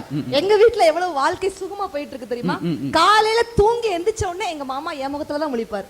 அவர் கட்டணம் இருந்தா அப்படித்தானே முழிச்சு ஆகணும். எந்திரிச்ச உடனே என்ன பார்த்து ஓடி வந்து அன்னைக்கு கண்ணை மூடிட்டு பாரதி என்ன வீடு வந்து 3 ஏக்கர்லயே வச்சிருக்கீங்க, எந்திரிச்சு ஓடி வந்திருக்காருங்க வீட்டுக்குள்ளேயே. நம்ம எல்லாம் கட்டில் இடர் கீழே வந்து எடுப்போம், ஓட்டப்பட்டு நடக்குது சார். ஒரு இமேஜினேஷன். என்ன பார்த்து இப்படி கூப்பிடுவார், செல்லக்குட்டி பாரதி அப்படின்னு. அவளுக்கு ஏத்த வீட்டுல பண்ணி குட்டி என்ன சொல்றேன் பாரு அப்படின்னு. சரி, என் வீட்டுக்காரர் என்ன குட்டின்னு சொல்றாரு, உங்களுக்கு என்ன பிரச்சனை அப்படின்னு சொல்லி ஓடி வருவார். பாரதி இந்த கண்ணை மூடிட்டு இந்த கண்ணுல என்ன தெரியுது அப்படின்னாரு. நான் சொன்னேன், மாமா நீங்க என் மேல வச்சிருக்கிற லவ் தெரியுது மாமா, அன்பு தெரியுது அப்படின்னு. மனுஷன் சொன்னாரு, சனி என்ன கண்ணை தூசி விழுந்துருச்சு எடுத்து விடி அப்படிங்கிற. ஆனாலும் அந்த சுமையை நாங்க ஏத்துக்கிற முடியுமா சார்? எங்க மாமாக்கு லட்டு இருக்குல்ல, லட்டு, அந்த லட்டுன்னா ரொம்ப பிடிக்கும். உடனே என்ன சொன்னாரு, இந்த லட்டை எடுத்து நான் கல்யாணம் முடிஞ்ச புதுசுல எங்க மாமா கொடுத்தேன். அப்ப என்ன பார்த்து ஒரு கவிதை சொன்னார். என்ன சொன்னார் தெரியுமா? சொல்லுங்க. அவர் என்ன சொன்னாரு எங்களுக்கு எப்படி தெரியும்? அது என்ன சொன்னா தெரியுமா? இது டிஎன்பிஎஸ்சி கோர்ஸ்ல இதான் முதல் கேள்வி வரப்போகுது. பாரதி வீட்டுக்காரர் என்ன சொன்னார்? பூரா டிஎன்பிஎஸ்சியை முழிக்க போறேன். என்ன சொன்னார் பூரா கோயில்பட்டி போனா வரும். எப்படி ஆகி போயிட்டு பாருங்க நம்ம நிலவரம். அத லட்டை எடுத்து கையில வச்சுக்கிட்டு என்ன சொன்னார் தெரியுமா? ரைட். கடைசியில் என்ன சொன்னா தெரியுமா? அடுத்த வருஷம் இதே மேடையில் அது பதில் சொல்லுகிறேன். நம்மளுக்கு ஒரு ஆளுக்கும் தூக்க வர என்னதான் சொல்லியிருப்பாரோ. முடியல சார். அந்த லட்டை எடுத்துக்கிட்டு என்ன சொன்னார் தெரியுமா? ரைட். தெரியுதா ஏன் நாங்களாம் டிவியில் வயசு ஃபேமஸ் ஆயிருக்கோம்னு? எதுக்குமே பதில் சொல்ல மாட்டோம். திகில் பட்டிமன்றம். ஒரு ஸ்வீட் ஸ்டாலே ஸ்வீட் தருகிறதே, அடடா ஆச்சரியக்குறி. எவ்வளவு நல்லா இருக்கு. உங்களுக்கு நல்லா இருக்கு, எங்களுக்கு வெறுப்பாவில் இருக்கு சார். அப்ப நல்லா இருந்துச்சு. இப்ப 2 நாள் முன்னாடி மாமா தலைவலிக்குது அப்படின்னார். உடனே குடுகுடுன்னு ஓடி போய் தலைவலி தைலத்தை எடுத்து தேய்ச்சி விட்டேன், என்னுடைய அழகான விரலால தேய்ச்சி விட்டேன். மனுஷன் சொல்றாரு, ஒரு தலைவலியே தலைவலி தைலம் தடவுகிறதே, அடடா ஆச்சரியக்குறின்னு போட்டு முடிச்சிருக்கிறார். ஆனாலும் எவ்வளவு வாழ்க்கை ரம்மியமாக இருக்கு தெரியுமா? வீட்டுக்காருக்கு வந்து வீட்டுக்காரர் ஒரு 5 நிமிஷம் அழகா தூங்குனாலே அந்த அம்மாவுக்கு பொறுக்காது. நம்ம வேலை செஞ்சு தூங்குறான். நைட்டு 1:30 மணிக்கு கொரட்டை ஓடு தூங்கிட்டு இருக்காரு. சிலர் கொரட்டை ஓடு தூங்கினா அவர் கொரட்டையில் அவருக்கே தூக்குறாரு. யாரே பண்றான் எப்ப நீதான் நான் தானா அதிர்ச்சி ஆயிட்டேன். ட்ரெயினில் அவன் கொரட்டை ஓட்டான எல்லாரும் எந்திரிச்சு உட்காந்துருப்பாங்க, அவன் தான் தூக்கிட்டு போய். சிலர் இன்னொரு இன்ஜின் தனியா போற மாதிரி இருக்கு. அந்த மாதிரி 1:30 மணிக்கு தூங்கிட்டு இருக்காருங்க. 1:45 வந்து ஏன்டா எந்திரிங்க ஐயோச்சு போடு தூக்கி போட்டு பதறது. என்ன இந்தாங்க தூக்க மாத்திரை படம் சாப்பிட்டீங்க, அவன் என்ன ஆயிருப்பான்னு யோசிச்சு பாருங்க. ஆனாலும் நடுவர் அவர்களை ஃபுல்லா இன்னைக்கு இந்த பியூட்டி பார்லர் பத்தி சொன்னார். அவர் ஒய்ஃப் வந்து வெள்ளரிக்காய் சாப்பிடுறதுனாலயே பார்லருக்குள்ள விட மாட்டான். இதுதான் ஏன் போய் வண்டியில வந்து தப்பா புலையல் அவர் மாதிரி புரிவிட்டு போயிருக்காரு. ஆனால் நடுவர் அவர்களை பெண்கள் நாங்க எதுக்கு பார்லர் போறோம் தெரியுமா? ஏன் நாங்க பரதேசியா போறதுக்கு தான். நாங்க எதுக்கு சீரியல் பார்க்கறோம் தெரியுமா? நாங்க சிரஞ்சு போறதுக்கு தான். நாங்க எதுக்கு மேக்கப் போடுறோம் தெரியுமா? நாங்க பூரா மேக்கப் ஆறதுக்கு தான். எதையுமே அப்படி சொல்லக்கூடாது சார். இப்ப ஆண்களுக்கெல்லாம் ஒரு டிப்ஸ் சொல்றேன். கல்யாணத்துக்கு அப்புறம் நான் மகிழ்ச்சியா இருக்கேன்னு சொல்லக்கூடிய ஆண்கள் இருந்தா கை தூக்குங்க பார்க்கலாம். என்ன சார் சோகமா போறீங்க? ஆமா அவர் நினைக்கிறேன் நான் சொன்னேன் அப்பயே படத்துக்கு போகணும்னு கேட்டியா? ஆமா அவங்க ஊரா என்ன ஜோக்குன்னு அவங்களா சிரிச்சுக்கிட்டு இருக்காங்க. அவர் போனோம்லாம ஒரு ஆள் கூப்பிட்டு போயிட்டார், இனிமேல் ஜென்மத்துக்கு இந்த பக்கம் வரக்கூடாது அப்படின்னு. அவர் போற பார்த்தா வீட்டுக்கு போக மாட்டேன், ஊரை விட்டே போவார்னு நினைக்கிறேன். அந்த அளவுக்கு நம்ம பேச்சு அமைஞ்சிருக்கு. 5 தடவை பேசணும்னா கோயில்பேட்டில் மக்கள் தொகை குறைஞ்சி வரும். என்ன இப்ப 500 பேர் காணோம். இந்த வந்து முத்து பேசினார்ல சார். இந்த ஃபேமிலிக்கு முதல்ல என்ன அர்த்தம் தெரியுமா? சொல்லுங்க. Father and mother in love with you. ஏன்னா நாளை கழிச்சு பிரான்ஸ்ல பட்டிமன்றம். யோசிச்சு பார்க்கணும் சார். உண்மையிலேயே ஆண்கள்லாம் நான் கல்யாணத்துக்கு அப்புறமும் மகிழ்ச்சியா இருக்கேன்னு சொல்லக்கூடிய ஆண்கள் இருந்தா கை தூக்குங்க பார்க்கலாம். ஒருத்தருமே இல்லையா? ஏன் சார் இவ்வளவு பரிதாபத்துக்குரிய ஆண்களாக? வாங்கயா அனுப்பி விட்டுருக்காங்க வீட்டுக்காரமா. போய் அவங்க எப்படி பேசுறாங்க கேட்டுவா. அவர் போய் போன் அடிச்சிட்டாரு, ஒன்றும் அப்படி ஒன்றும் தேராது போல அப்படின்னு. எங்க மாமாட்டெல்லாம் கேட்டேன், மாமா என்ன எத்தனை பெர்சன்டேஜ் பிடிக்கும் அப்படின்னு கேட்டேன். மனுஷன் சொன்னாரு 78% பிடிக்கும். இப்ப நீங்க வேலைக்கு போறீங்களா இல்லையா ரெண்டு பேரும்? ஏன்னா எத்தனை பெர்சன்டேஜ் லட்டு எடுத்து கொடுக்க பாத்தீங்களா? எத்தனை பெர்சன்டேஜ்னா 78% சொன்னாரு. மீதி இருக்கிற பெர்சன்டேஜ் எங்க மாமா போச்சு அப்படிங்கிற, மீதி ஜிஎஸ்டி வரியில போயிருச்சுடி அப்படின்னாரு. ஆனாலும் அன்பு உண்மையில ஆண்களுக்கு எல்லாம் டிப்ஸ் சொல்றேங்க. பொண்டாட்டி என்னதான் பேசினாலுமே எப்படிடி இப்படி பாடுறேன்னு சொல்லி பாருங்க. பேசவே வேண்டாம், சும்மா லைட்டா பேசினாலே ஏன் இவ்வளவு அழகா பாடுறேன்னு சொல்லி பாருங்க. பேச எவ்வளவு சந்தோஷமா இருக்கும் தெரியுமா வாழ்க்கை. மெல்லிய பூங்கொடி வளைத்து மலர் மேனியை கொஞ்சம் அணைத்து இதழில் தேனை குடித்து ஒரு இன்ப நாடகம் நடித்து எங்கும் பாடும் தென்றல் காற்றும் நாளும் ஒன்றுதானே, இன்ப நாளும் இன்றுதானே, பாடும்போது நான் தென்றல் காற்று பருவம் அங்கையோ தென்னங்கீற்று அப்படின்னு பாடணும். எவ்வளவு அழகா எக்க வச்சாங்க. என்ன இவ்வளவு ஆச்சரியமாயிட்டீங்க? என்ன ஒரு திகில் பட்டிமன்ற மாதிரி இன்ன வரைக்கும் இருந்தவங்க இப்படி?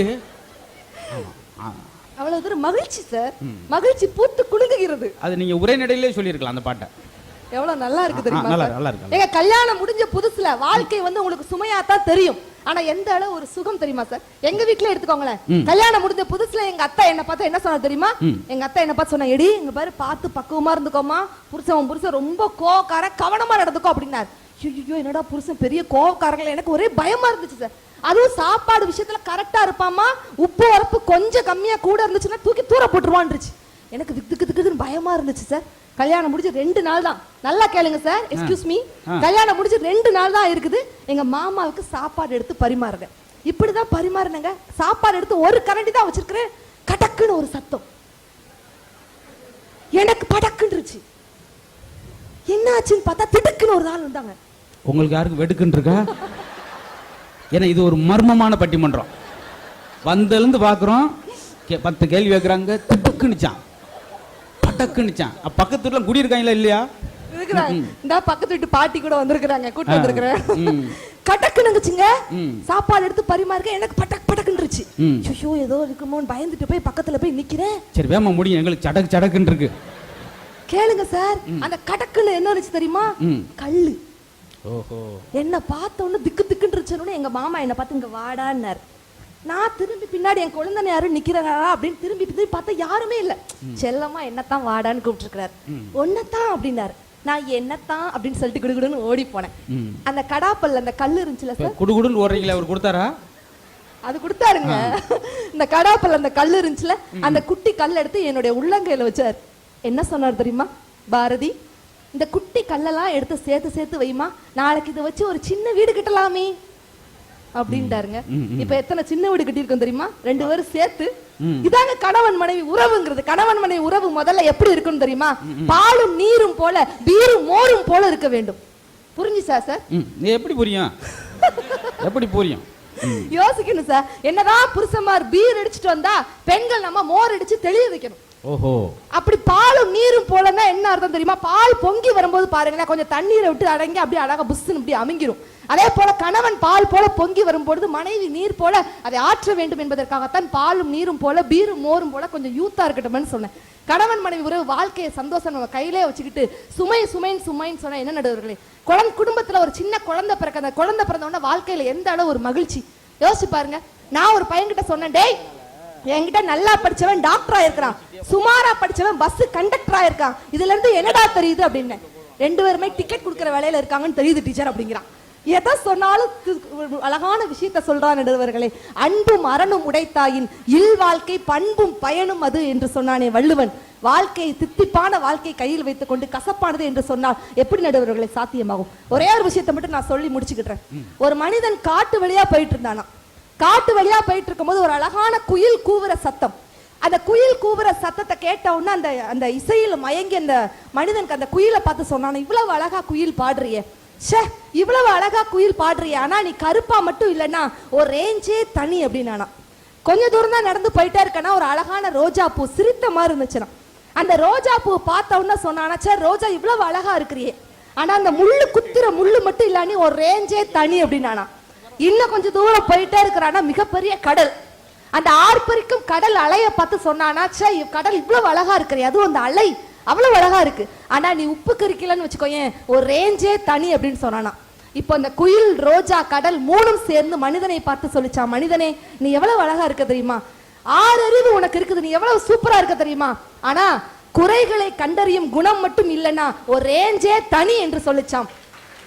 அந்த மூன்றும் என்று சொன்னால் இது சரியில்லை அது சரியில்லை என்று குற்றம் சொல்லிக்கொண்டே இருக்கிறாமல், வலியோடு போராடினால்தான் ஒரு பெண் தாயாக முடியும், இருளோடு போராடினால்தான் ஒரு புழு வண்ணத்து பூச்சாக முடியும், மண்ணோடு போராடினால்தான் ஒரு விதை மரமாக முடியும், வாழ்க்கையோடு போராடினால்தான் ஒரு மனிதன் சகாப்தம் படைக்க முடியும் என்று சொன்னால், வாழ்க்கை என்பது நிச்சயமாக சுகமே சுகமே என்று சொல்லி, பார்க்க தெரிந்தால் பாதை தெரியும், பார்த்து நடந்தால் பயணம் புரியும், பயணம் புரிந்தால் கதவு திறக்கும், கதவு திறந்தால் காட்சி கிடைக்கும், காட்சி கிடைத்தால் கவலை தீரும், கவலை தீர்ந்தால் வாழலாம், வாழ நினைத்தால் வாழலாம், வழியா இல்லை பூமியில், ஆழக்கடலும் தோணியாகும், ஆசை இருந்தால் நீந்தி வா என்று மகிழ்வோர் மன்ற மக்களை வாழ்த்தி வணங்கி விடைபெறுகிறேன். நன்றி, வணக்கம். நீங்கள் எல்லாத்துக்கும் ஒரே மாதிரி கைதட்டி விட்டுக்கிட்டு இருக்கீங்க. இப்போ நான் தான் குழப்பத்தில் இருக்கேன். சுகம்னு சொல்கிறதா சுமைன்னு சொல்கிறதா, இல்லை ரெண்டுக்கு நடுவில் நம்ம ரொம்ப அருமையான பேச்சு பேசுனாங்க அப்படின்னு சொல்கிறத விட அருமையாக ரசித்தாங்கன்னு தான் அந்த இடத்த சொல்லணும். காரணம் நீங்கள் தான் கண்ணதாசன் அவர்கள் சொன்ன மாதிரி, ரசிகன் இல்லாத அழகும் கலையும் பெருமை கொள்ளாதம்மா. நீங்கள் இல்லைன்னா எங்களால் பேசியிருக்க முடியாது. கமலஹாசன் அவர்களும் சொல்வார், ஒரு நகைச்சுவாளன் என்பது நகைச்சுவாக பேசக்கூடியவங்க கிடையாதுங்க, அதை கீழிருந்து பார்க்குறேன் அதே உணர்வோடு உள்வாங்கி ரசிக்கிறான் பார்த்து அவன் தான் பெரிய நகைச்சுவாளர். இங்கே இருக்கிற எல்லாருக்குமே அந்த சிறப்பு பொருந்தும். நீங்கள் ஒவ்வொரு விஷயத்துக்கும் குழந்தையாக மாறி சிரிச்சிங்க. சில இடத்துலலாம் பார்க்க முடியாது. நாங்களாக எங்களுக்குள்ள ஒரு இருமாப்பு, பெரிய ஜோக் அடிச்சிட்டோம்னு சொல்லி ஆசையாக ஒரு ஆள் திரும்பி பார்ப்போம்.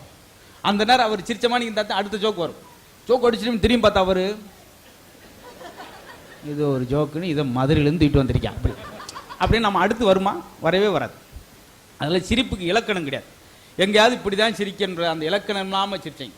சில இடத்துல வச்சுருக்காங்களா அப்படி? முதலில் ஒரு நகைச்சுவை கேட்டவுடன் 2 இன்ச்சு வாயை ஓப்பன் பண்ண வேண்டும், முன்ன 2 பற்களை நீட்டி குபிர் குபிர்னு சிரிச்சிட்டு பல்லை மூழ்கி விட வேண்டும். இப்படியா போட்டிருக்கோம். அது உங்கள்கிட்ட பார்த்தோம். எல்லாருமே இன்னும் ஆரோக்கியமாக இருப்பீங்க. ஏன்னா உங்களை தினந்தோறும் மாதம் மாதம் இப்படி ஒரு நல்ல நிகழ்வை கலந்துக்கிறீங்க. இது பொழுது போக்குவதற்கான நிகழ்ச்சியே கிடையாது, பொழுது ஆக்குவதற்கான நிகழ்ச்சி. மறைமுகமாக பார்த்தா இதுக்கு அவ்வளோ விஷயம் இருக்குது. லக்னோங்கிற சிட்டியில் என்ன செஞ்சாங்கன்னா, சக்கோர் நோயாளெலாம் உட்கார வச்சு கிந்தியில் நகைச்சுவாக பேசக்கூடியவர் சார்லி சாப்ளின் படங்கள்லாம் போட்டு காமிச்சாங்க. அப்போ என்ன ஆச்சுன்னா, இன்சுலின் போடாமலே அவங்களுடைய சக்கரை நோயெல்லாம் குணமாச்சு. இன்னும் சொன்னால் அதுக்கு பெரிய ஒரு வரலாறு இருக்குது. 3ஆம் உலகப்போர் நின்றதே ஒரு நகைச்சுவைனா எத்தனை நம்புவீங்க? அதுக்கெல்லாம் ஒரு வரலாறு. அப்படி ரொம்ப அற்புதமான விஷயம். குழந்தையோட சேர்ந்து இது நம்ம கோயில்பேட்டில் மகிழூர் மன்றத்தோட குடும்ப விழா மாதிரி எல்லார் முகத்திலும் மகிழ்ச்சி. இப்போ நேரம் வந்து எங்களுக்கு 10 நிமிடம், 10 நிமிடத்துக்குள்ளே எவ்வளோ விறுவிறுப்பாக பேசணும்னு பார்த்துக்குங்க. அந்த வேகத்தில் எங்களுக்கு வந்து சில சபையில் இன்னும் பேசணும் ஆசை வர்ற சபை இருக்கும்.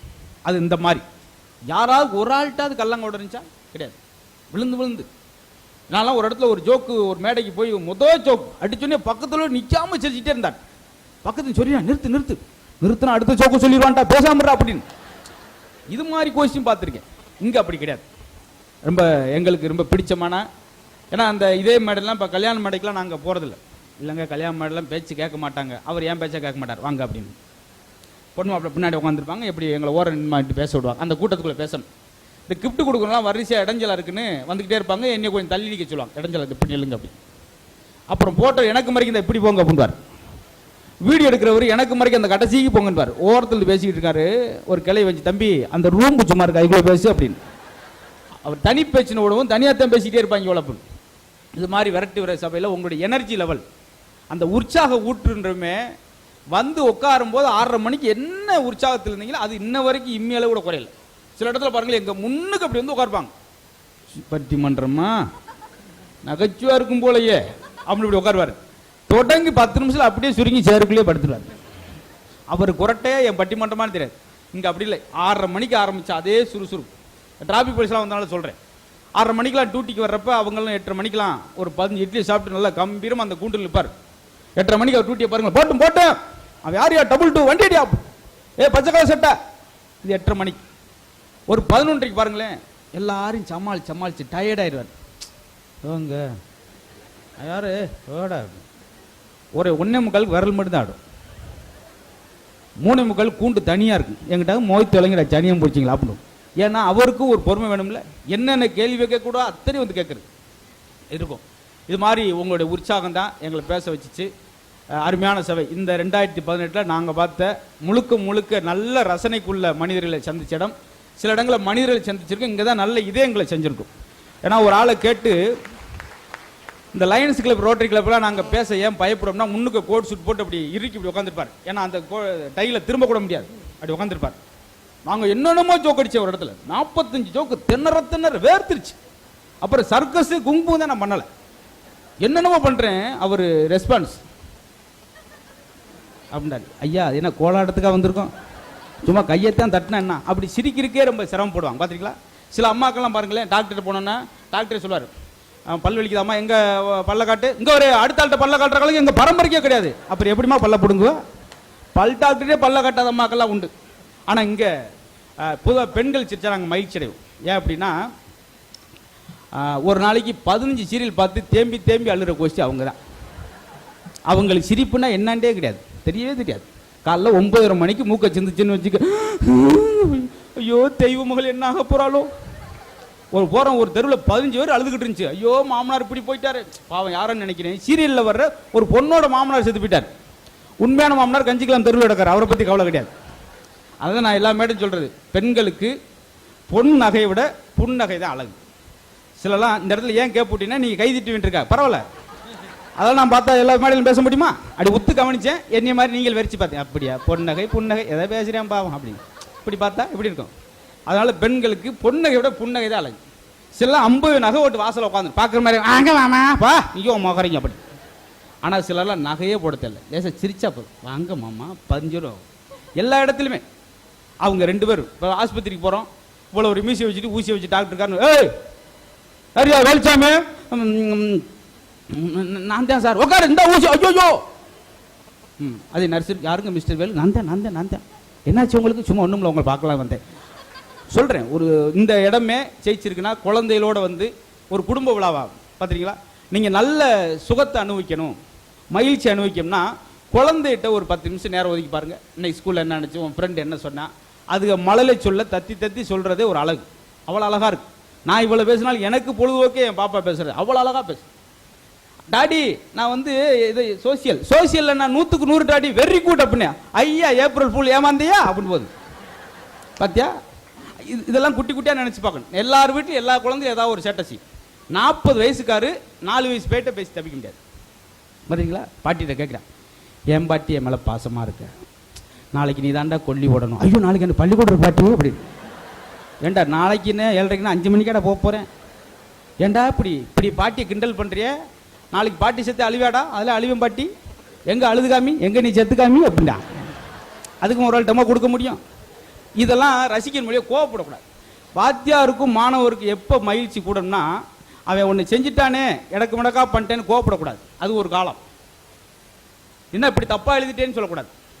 ஏன்னா படித்தது அப்படியே குருட்டு மனப்பாடம் பண்ணி பேப்பரில் கொண்டு வர யார் வேணாலும் செஞ்சிடலாம். ஆனால் சுயமாக எழுதுறான் பாரு, அது இன்னைக்குள்ள குழந்தைகிட்ட கற்பனை தரும். இதை பாராட்டணும். ஆசிரியர் மாணவருக்கு இடையில் நகைச்சுணர்வு இருந்துச்சுன்னா அந்த வாழ்க்கை சுகமாக இருக்கும், கோவப்படக்கூடாது. பார்த்தீங்களா, இன்னைக்கு அப்படித்தான் கொஸ்டில் இருந்தே பதில் உருவாக்கலாம். அம்மோனியம் குளோரைடு எதை கொண்டு தயார் செய்யப்படுகிறது, அதுக்கு ஆன்சர். அம்மோனியம் குளோரைடு எதை கொண்டு தயார் செய்யப்பட வேண்டுமோ அது அதை கொண்டு தான் தயார் செய்யப்படுகிறது. வேறு எதை கொண்டு இது தயார் செய்ய முடியாது. சட்டையை 3 கழிச்சு முச்சஞ்சல் படுத்துட்டார் வாத்தியார். என்னய்யா அதன்னு ஓட்டிருக்கான், எதையே கொல்லையா. பார்த்தீங்களா, இதுதான் உண்மையான விஷயம். கற்பனை எல்லாராலையும் முடியாது. அது 10 கொஸ்டின் கொடுத்து 7க்கு ஆன்சர் எழுதுனா இன்னைக்கு 10 எழுதுறான். பார்த்துருக்கீங்களா. வாத்தியார் கேட்டார், 7ம் 7ம் எவ்வளவு சொல்லுப்பா சுரேஷ். 26. வெரி குட் உட்கார பண்ணார். பக்கத்துல வேர்த்துட்டாங்க. என்ன சார் 7 7ம் 14க்கு 23, அதுக்கு போய் வெரி குட்ன்றீங்க. பரவாயில்லப்பா, நேற்று 33ஞா, இன்னைக்கு ஓரளவு நெருங்கி வந்திருக்கேன், இந்த வாரத்துக்குள்ள எப்படி வந்துருவான். ஏன்னா இப்படித்தான் இன்னைக்கு பாராட்ட வேண்டியிருக்கு. அப்படின்னு ஏன்னா நீங்கள் சில நேரம் நம்ம உணர்ச்சி பூர்வமாக பேசுவோம். பசங்க ஜாலியாக இருக்கான், ஆனால் அதே ஜோலியாலாம் இருக்க மாட்டான். அவனும் சில நேரம் அவனுக்குன்னு சில சிந்திப்பான். வாத்தியார் உருக்கமாக சொல்கிறாரு, தம்பிகளா ஜாலியாக இருங்க, 25 அப்படி இருக்காங்க, என்னெல்லாம் எடுத்துக்கடா, அவ்வளோ கஷ்டமாக வாத்தியார் இருக்கு உங்கள் வயசில் வருமா வீட்டில் போட்டுக்கிறதுக்கு ஒரு டவுசர் கிடையாரா சாருக்கு? கிழிஞ்ச டவுசர் போட்டுக்கிட்டு போயிருந்தேன் சிங்கப்பூர். கடுமையாக உழைச்சி 7 வருஷம் மாடா உழைச்சி இன்னைக்கு வீட்டில் வந்து பாருங்க 30 லட்சம் வச்சிருக்கேன் அப்படின்னாரு. குண்டா ஒருத்தர் எந்திரிச்சு 30 லட்சம் கிழிஞ்ச டவுசர் வச்சு என்ன சார் செய்ய போறீங்க அப்படின்னா இவர் ரூபான்னு சேர்க்காமட்டார், பைசா சேர்த்தேன். குழந்தைகளுக்கு குழந்தைகள் வைரம், குழந்தைகள் வைரம், அவர்களை திட்டாதீர்கள், தீட்டுங்க. நீங்க என்கரேஜ் பண்ணா போதும். இப்போ அந்த மயிலூர் மட்டத்தில் அந்த குழந்தையெல்லாம் வந்து ஒரு 10 குழந்தைகள் நகைச்சுவை சொல்லிச்சு. இதெல்லாம் வந்து நம்ம கீழே இருந்து பார்க்குறப்ப இப்படி ஈஸியாக தெரியும். சின்ன மேடை அப்படி ஓடி அப்படி யார் வேணாலும் சொல்லிடலாம். நீங்கள் உதாரணத்துக்கு மேடை வந்து பேசி பாருங்களேன், அப்போ தான் தெரியும். இந்த குழந்தைங்க இங்கே வந்து அது அந்த 2வது குழந்தையெல்லாம் ஒரு கஷ்டமான ஜோக்கு. அது இடையில ஒரு பிசிறு விட்டால் கூட அது மிஸ் ஆயிடும். ஆனாலும் அது தொய்வில்லாமல் அழகாக கொண்டு போய் முடிச்சு பார்த்தீங்களா. இந்த மேடையில் வந்து குழந்தைகள் நகைச்சுவை சொல்ல வேண்டிய அவசியமே கிடையாது. இத்தனை பேர் இருக்கிறப்ப நீங்கள் எல்லாம் அவங்கள உருண்டு பார்க்குறப்போ உங்கள் முன்னுக்கு தைரியமாக நிற்கிதுவார், அதுவே ஒரு சாதனை. அதுக்கடுத்து நகைச்சுவை சொல்ல வேண்டிய அவசியம் கிடையாது. அது மாதிரி இதெல்லாம் ஒரு ஆற்றல் பாராட்டு. ஆனால் நல்லதை சொல்லி கொடுத்தா தான் உண்டு. ஸ்கூலில் எல்கேஜியில் சார்கிட்ட போய் சார் கான்வென்ட் ஸ்டூடெண்ட் அப்படி கேட்கக்கூடாது, யூரின் வருதா அங்கே இருக்க ரெஸ்ட் ரூம் போயிட்டு வா, இனிமேல் நம்மளுக்குள்ள ஒரு கோட் வேறு, இனிமேல் உனக்கு யூரினல் வந்துச்சுன்னா விசில் அடிக்க போகிறேன்னு சொல்லு, நான் புரிஞ்சுக்கிறேன். சரிங்க சார், முடிஞ்சு. 11 மணி நைட் படுத்து கிடக்க அவங்க பாட்டி பக்கத்தில். 11:45 பாட்டியை சொன்னேன், பாட்டி விசில் அடிக்க போகிறேன் அப்படின்னு. டேய் தெருவில் எல்லாம் தூங்குறாங்க, விசில் அடித்தா எந்திரிச்சிருவாங்க, நீ மதுவை என் காதில் வந்து அடி பாப்பிடுச்சு. ஓடுறோம் ஏதோ மழை பெய்யுது அப்படின்னு இருக்கு பார்த்தியா. எதுக்குன்னா பசுமரத்தாணி போல் அழகழகா. காரணம் நம்ம வந்து ஒரு வானொலி ரெடியார் வீட்டில் வச்சுருப்போம், போட்டால் வீடே அடிப்பாங்க. ஆனால் இன்றைக்கி சுட்டி டிவி கார்ட்டூன், என் பாப்பா அந்த ஃபோனு சுவிட்ச் ஆஃப் பண்ணால் தான் அது கொடுக்கும். அதான் யூடியூப் போய் எல்லாம் விளாண்டு அப்படி மூளையை விஸ்திரி பண்ணியிருக்கு. அதுக்காகத்தான் ஞாயிற்றுக்கிழமை லீவ் வருது. கவிப்பரசு சொல்கிறார், வாரத்தில் 7 நாட்களில் 6 நாட்கள் விற்கப்படுது, ஒரே ஒரு நாள் தான் வாங்கப்படுது. எதுக்காக? குழந்தையோடு கணவன் மனைவி சந்தோஷமாக. சில வீட்டில் கணவன் மனைவி பேசினாத்தான் சண்டையை கூடும் அந்த ஞாயிற்றுக்கிழமை. பார்த்துருக்கீங்களா? முத வருஷம் அந்த அம்மா பேசும், இவர் கேட்பார். 2வது வருஷம் இவர் பேசுவார், அது கேட்கும். 3வது வருஷம் 2ம் பேசும், ஊரே கேட்டுக்கிட்டு. இதெல்லாம் ஒரு குடும்பம், இவங்கெல்லாம் வந்து உட்காந்துருக்காங்க. மாறிக்கிடுச்சு. அழகழகான விஷயத்தை மேடையில் பதிவு பண்ணாங்க. நேரம் ரொம்ப விரைவாக இருக்கிறனால சுருக்கம் முடிச்சிருவோம்.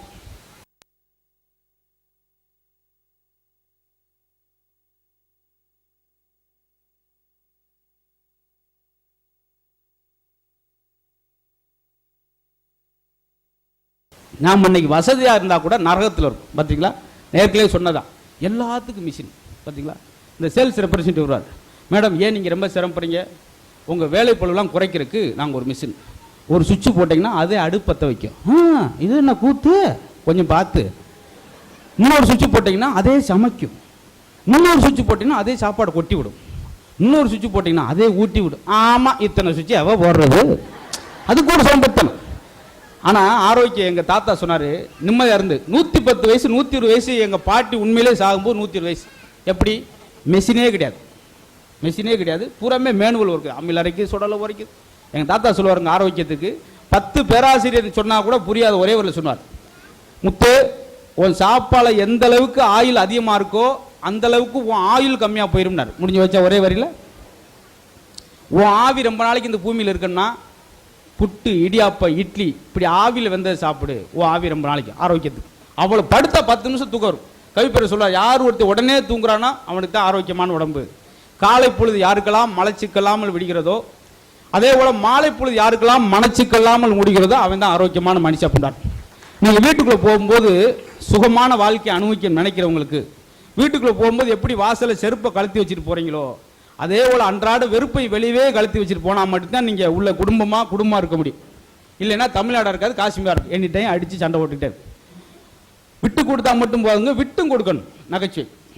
ஆமாம், இடையில நம்ம ஒரு காமெடி ட்ரை பண்ணி பார்த்தேன். இவ்வளவு நான் இப்போ இடையில ஏதாவது நம்ம நகைச்சுவாகவே பேசி பழகிட்டு ஏதாவது ஒரு செய்தி சொன்னால் அதுக்கும் சிரிக்கிறாங்க, நல்ல ஜோக்கில் அப்படின்னு. ஜோக்குக்கு அமைதியாடுறாங்க.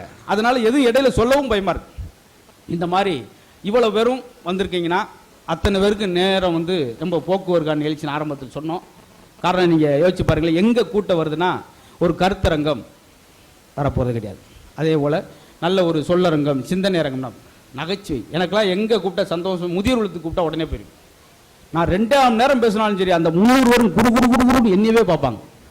கீழே குண்டோசி இருந்தால் கூட சத்தங்க. ஏன்? யாருக்கும் காது இருக்காது, என்னை தான் பார்த்து ஆகணும். அது மாதிரி நம்ம எந்த இடத்துல தவறி போயிருக்கோம் அதுதான் முக்கியம். அன்னைக்கெல்லாம் வந்து வகுறு வலிச்சா குழந்தை, இன்னைக்கு வகுத்தை கிழிச்சா தான் குழந்தை. ஒரு பாயிண்ட் போதுமா தீர்ப்புக்கு? அவர் சொல்றார், உள்ள ஒரு ஆள், சார் எப்படித்தான் இப்படி லூஸ் மாதிரி பேசுறானோ அப்படின்னு. அந்த கைதட்டிலே ஒரு வேற மாதிரி எனக்கு தெரியுது, பார்த்தீங்களா? அது மாதிரி சுகப்பிரசவம் அன்னைக்கு 15 குழந்தை தாத்தா பாட்டிக்கு, 15 குழந்தை, 15மே சுகப்பிரசவம். இன்னைக்கு ஒரு குழந்தை சிசேரியன், பார்த்தீங்களா? அன்னைக்கு ஏதாவது ஒரு அன்னைக்கு ஏதாவது ஒரு சிசேரியன் நடந்தால் ஆச்சரியப்படுவாங்க, இன்னும் அவளுக்கு போய் சிசேரியன் நடந்துருச்சு. இன்னைக்கு சுகப்பிரசவம் நடந்தால் ஆச்சரியப்படுறாங்க, சுகப்பிரசவம் கடவுள் அவளுக்கு துணை இருக்கு. பார்த்தீங்களா? நிறைய விஷயம் மாறிக்கிடுச்சுங்க. அதாவது அழுக்கு வெட்டியை வெளுத்து கட்டி ஆனந்தம் கண்டவர் நிம்மதியான சுகமாக இருந்துச்சு. ஆனால் இன்னைக்கு சலவை வேட்டில் சரியில்லைன்னு சொல்லி சலித்துக் கொள்றவங்க தான் நிறையா இருக்கு. 100 ரூபாயில் ஆனந்தம் கண்டவன் வாழ தெரிந்தவன், 1000 ரூபாயிலையும் கோடி ரூபாயிலும் குறை கண்டவன் வாழ்வை இழந்தவன் சொல்லுவோம். அது மாதிரி மகிழ்ச்சி என்பது ரொம்ப பெருசு இல்லைங்க. மகிழ்ச்சி எப்படி உருவாக்கிக்கிறது, சுகத்தை எப்படி உருவாக்கிக்கிறது? தென்னை மரத்துக்குள்ள முனிவர் உட்காந்துருக்காரு, ஒரு குரங்கு தேங்காய் பிடியும் அவர் தலையில் போட்டுச்சு, நம்மள அந்த விரட்டியிருப்போம். அந்த முனிவர் அப்படி சில தேங்காயை உடைச்சி இளநீரை சாப்பிட்டு தாகம் தீர்த்துக்கிட்டாரு. அதோட அந்த வெள்ளை பருப்பை சாப்பிட்டு பசியாத்திக்கிட்டார். அந்த தேங்காய் கூடு ரெண்டையும் பிச்சை பாத்திரமாவில் உணவு பாத்திரமாக பயன்படுத்திக்கிட்டார். தேங்காய்க்கு மேலே அந்த நார் பகுதியை எடுத்து ஒரு கயிறா திரிச்சு தான் மூட்டையை கட்ட ஒரு கயிறா பயன்படுத்தார். அவர் மேலே விழுந்த தேங்கான்ற ஒரு துன்பத்தை 4 இன்பமாக மாற்றினார். பார்த்தீங்களா? அதுதான் வாழ்க்கை. அது மாதிரி எல்லாருக்கும் இருக்கும், அதை உருவாக்கி வெளியே கொண்டு வருது. அந்த இன்றைய சூழலில் போட்டோம்னா அன்னைக்கு எப்படி இருந்தாங்க? அமைதியாக இருந்தாங்களா? பக்கத்து ஊரில் யார் இருக்கான்னு அவன் சாதகத்தவே சொல்ல தெரிஞ்சவங்க யார்? சார் உட்காருங்க சார். ஆமாம், ஏன்னா எங்களுக்கு வந்து நிகழ்ச்சியில் யார் மக்கள் போனால் கூட நாங்கள் சங்கடப்படுவோம், ஆர்கனைசேஷன் போயிடக்கூடாது. அதனால நாங்கள் ரொம்ப யோசிச்சு சொல்லும்போது ஒன்று சொல்லுவோம், 2000 பேர் போனால் கூட உங்களை நான் கோவப்பட மாட்டேங்க, விழா ஏற்பாடு பண்ணவரை பார்த்துக்கு. அதான் என்னுடைய கவனம் பூரா அங்கேயே இருக்கும். அவர் ரேஸ் எந்திரிச்சா கூட பயந்துடும், ஐயோ அப்படின்னு. அது வரைக்கும் உங்களை ரொம்ப நன்றி சொல்லணும். அதே போல் அவர் சாரு நிறைவில் தான் வந்தார். இவங்க எப்படி இவங்க தலைப்பில் யாரும் பேச போகிற கிடையாது, நம்ம போயிட்டு கடைசியாக வருவோம் அப்படின்னு. பார்த்துறீங்களா? அது மாதிரி பக்கத்து வீட்டில் கிராமத்தில் அன்றைய நிதானமான வாழ்க்கை என்ன நடந்துச்சு பாருங்க. யாருன்னு கேட்டினா அவன் சாதகத்தையே சொல்லுவார். அவங்க தாத்தா அங்கே பர்மாவிலேருந்து வந்தார் 1933, சாதகத்தையே சொல்லுவாங்க. ஆனால் இன்னைக்கு பக்கத்து வீட்டில் எவன் இருக்கேன்னு தெரியுமே 13 வருஷம் வாழ்கிறேன். நான் மொட்டை மாடிக்கு போய் அங்கேயும் வர மாட்டேன். ஹலோ, நீங்கள் மதுரை முத்தா? ஆமாம் சார். இங்கே இருக்கீங்க? ஆமாம். எத்தனை வருஷம்? 13 வருஷம். நேற்று சாயந்தரம் 3 மணிக்கு உங்களுக்கு டிவியில் பார்த்தே அப்படின்றார். சன்னல் திறந்தா என்னை பார்த்துருக்கலாம். 13 அப்போ என்ன அர்த்தம்? பக்கத்து வீட்டில் போட்டிருக்க சாமியான பந்த நல்லதுக்கா சடங்குக்கா இல்லை கேதத்துக்காண்டே தெரியாது. பேப்பரில் பார்த்து தெரிஞ்சுக்கிறேன். ஒரே வீட்டில் 3 பேர் தூக்கு போட்டு தற்கொலை. பாவம். அண்ணா நகர், நம்ம நகர், போர் நம்பர் 33, இவன் 34 திறந்து பார்க்குற எதிர்த்தாப்பில் அழுதுகிட்டு இருக்காங்க. அதை பேப்பரில் பார்த்து அப்படி குறியிருச்சு. அதான் ஆரம்பத்தில் எல்லாருக்கும் வசையில் பெருச்சு வாழ்க்கை சுருங்கி போச்சுன்னு சொல்லி ஒரே வரியில் சொல்லி முடிச்சிருவோம். அன்னைக்கெல்லாம் ரோட்டில் அடிவெட்டு கலந்தா உடனே ஆம்புலன்ஸ் ஃபோன் பண்ணுவாங்க. இப்போ அடிவெட்டு கிடந்தால் அதை எடுத்து ஃபோட்டோ எடுத்து ஃபேஸ்புக்கில் போகிறேன், அதுக்கு 15 லைக், சூப்பராக செத்துருக்கான், ஃபோனே செத்து போயிட்டு, அதில் என்ன சூப்பராக செத்துருக்கான் பார்த்துருக்கீங்களா? 2 வீலரில் விட்டு அன்றைக்கி அடிபட்டு கிடந்தா உடனே ஆம்புலன்ஸ் பண்ணி மாட்டு வண்டி கூட்டு போவாங்க. இன்றைக்கி 2 வீலர் விட்டு இறங்காமலே கேட்குறேன், என்னாச்சு? ஒரு ஆள் செத்துட்டார். ஒரு ஆள் தானாக்கும், அங்கெல்லாம் 13 பேருங்க. சுருக்கமாக ஒரே வெள்ள முடிப்போம். அன்றைய வாழ்க்கை நிதானமான வாழ்க்கையில் சுகமாக எப்படி இருந்தாங்க அப்படின்னா, கருணையின் பிறப்பிடமாக இருந்தது, இன்று கல்லறையின் இருப்பிடமாக இருக்கிறது. யார் என்னென்னு ஒரு மனிதனேமே இல்லாமல். அதனால் நாங்கள் எல்லா பட்டிமன்றத்திலும் பாசிட்டிவாகவே திரும்ப சொல்லுவாங்க. அது தேவையில்லை. இப்படியே மொழி மறித்து தான் நம்ம நிறையா விஷயம் இழந்திருக்கிறோம். அதனால் எல்லாருக்கும் பார்த்திங்கன்னா அன்னைக்கு ஒரு ஆள் சம்பாரித்து 2 குழந்தைகளை படிக்க வச்சாங்க. இன்றைக்கி 2 பேரும் மாங்குன்னு சம்பாரித்து ஒரு குழந்தை எல்கேஜி சீட்டு வாங்க முடியல எல்லா வகையிலும். அதனால் சுகமான வாழ்க்கை என்பதை விட நாம் பாடுபட்டு உழைத்து சிறப்பித்தால் மட்டுமே அது சுகமான வாழ்க்கையாக மாறும். அது வரைக்கும் நம்மளுடைய வாழ்க்கை சுமையான வாழ்க்கை என்று சொல்லி பட்டிமன்றத்தை மரபை மீறி ஒரு தீர்ப்பு சொல்லியிருக்கிறோம். கேட்டு சுவைத்து உற்சாகப்படுத்திய, அது மட்டும் இல்லாமல் 2வது முறையும் என்னை அழைத்து பெருமை சேர்த்ததுக்காக கோவில்பட்டி மகிழூர் மன்றத்திற்கும் அதனை சார்ந்த அருமைக்குரிய மருத்துவர் டாக்டர் வெங்கடேஷ் சார் அவருக்கு நன்றி சொல்லணும். இதுவே ஒரு மிகப்பெரிய புண்ணியம். ஒவ்வொரு மாதமும் இழக்காமல் உங்கள் குழந்தையை கூட்டு வந்து மேடை ஏற்றி பயனுறுங்கள் என்று கேட்டு உங்கள் அன்போடு விடைபெறுகிறேன். நன்றி, வணக்கம்.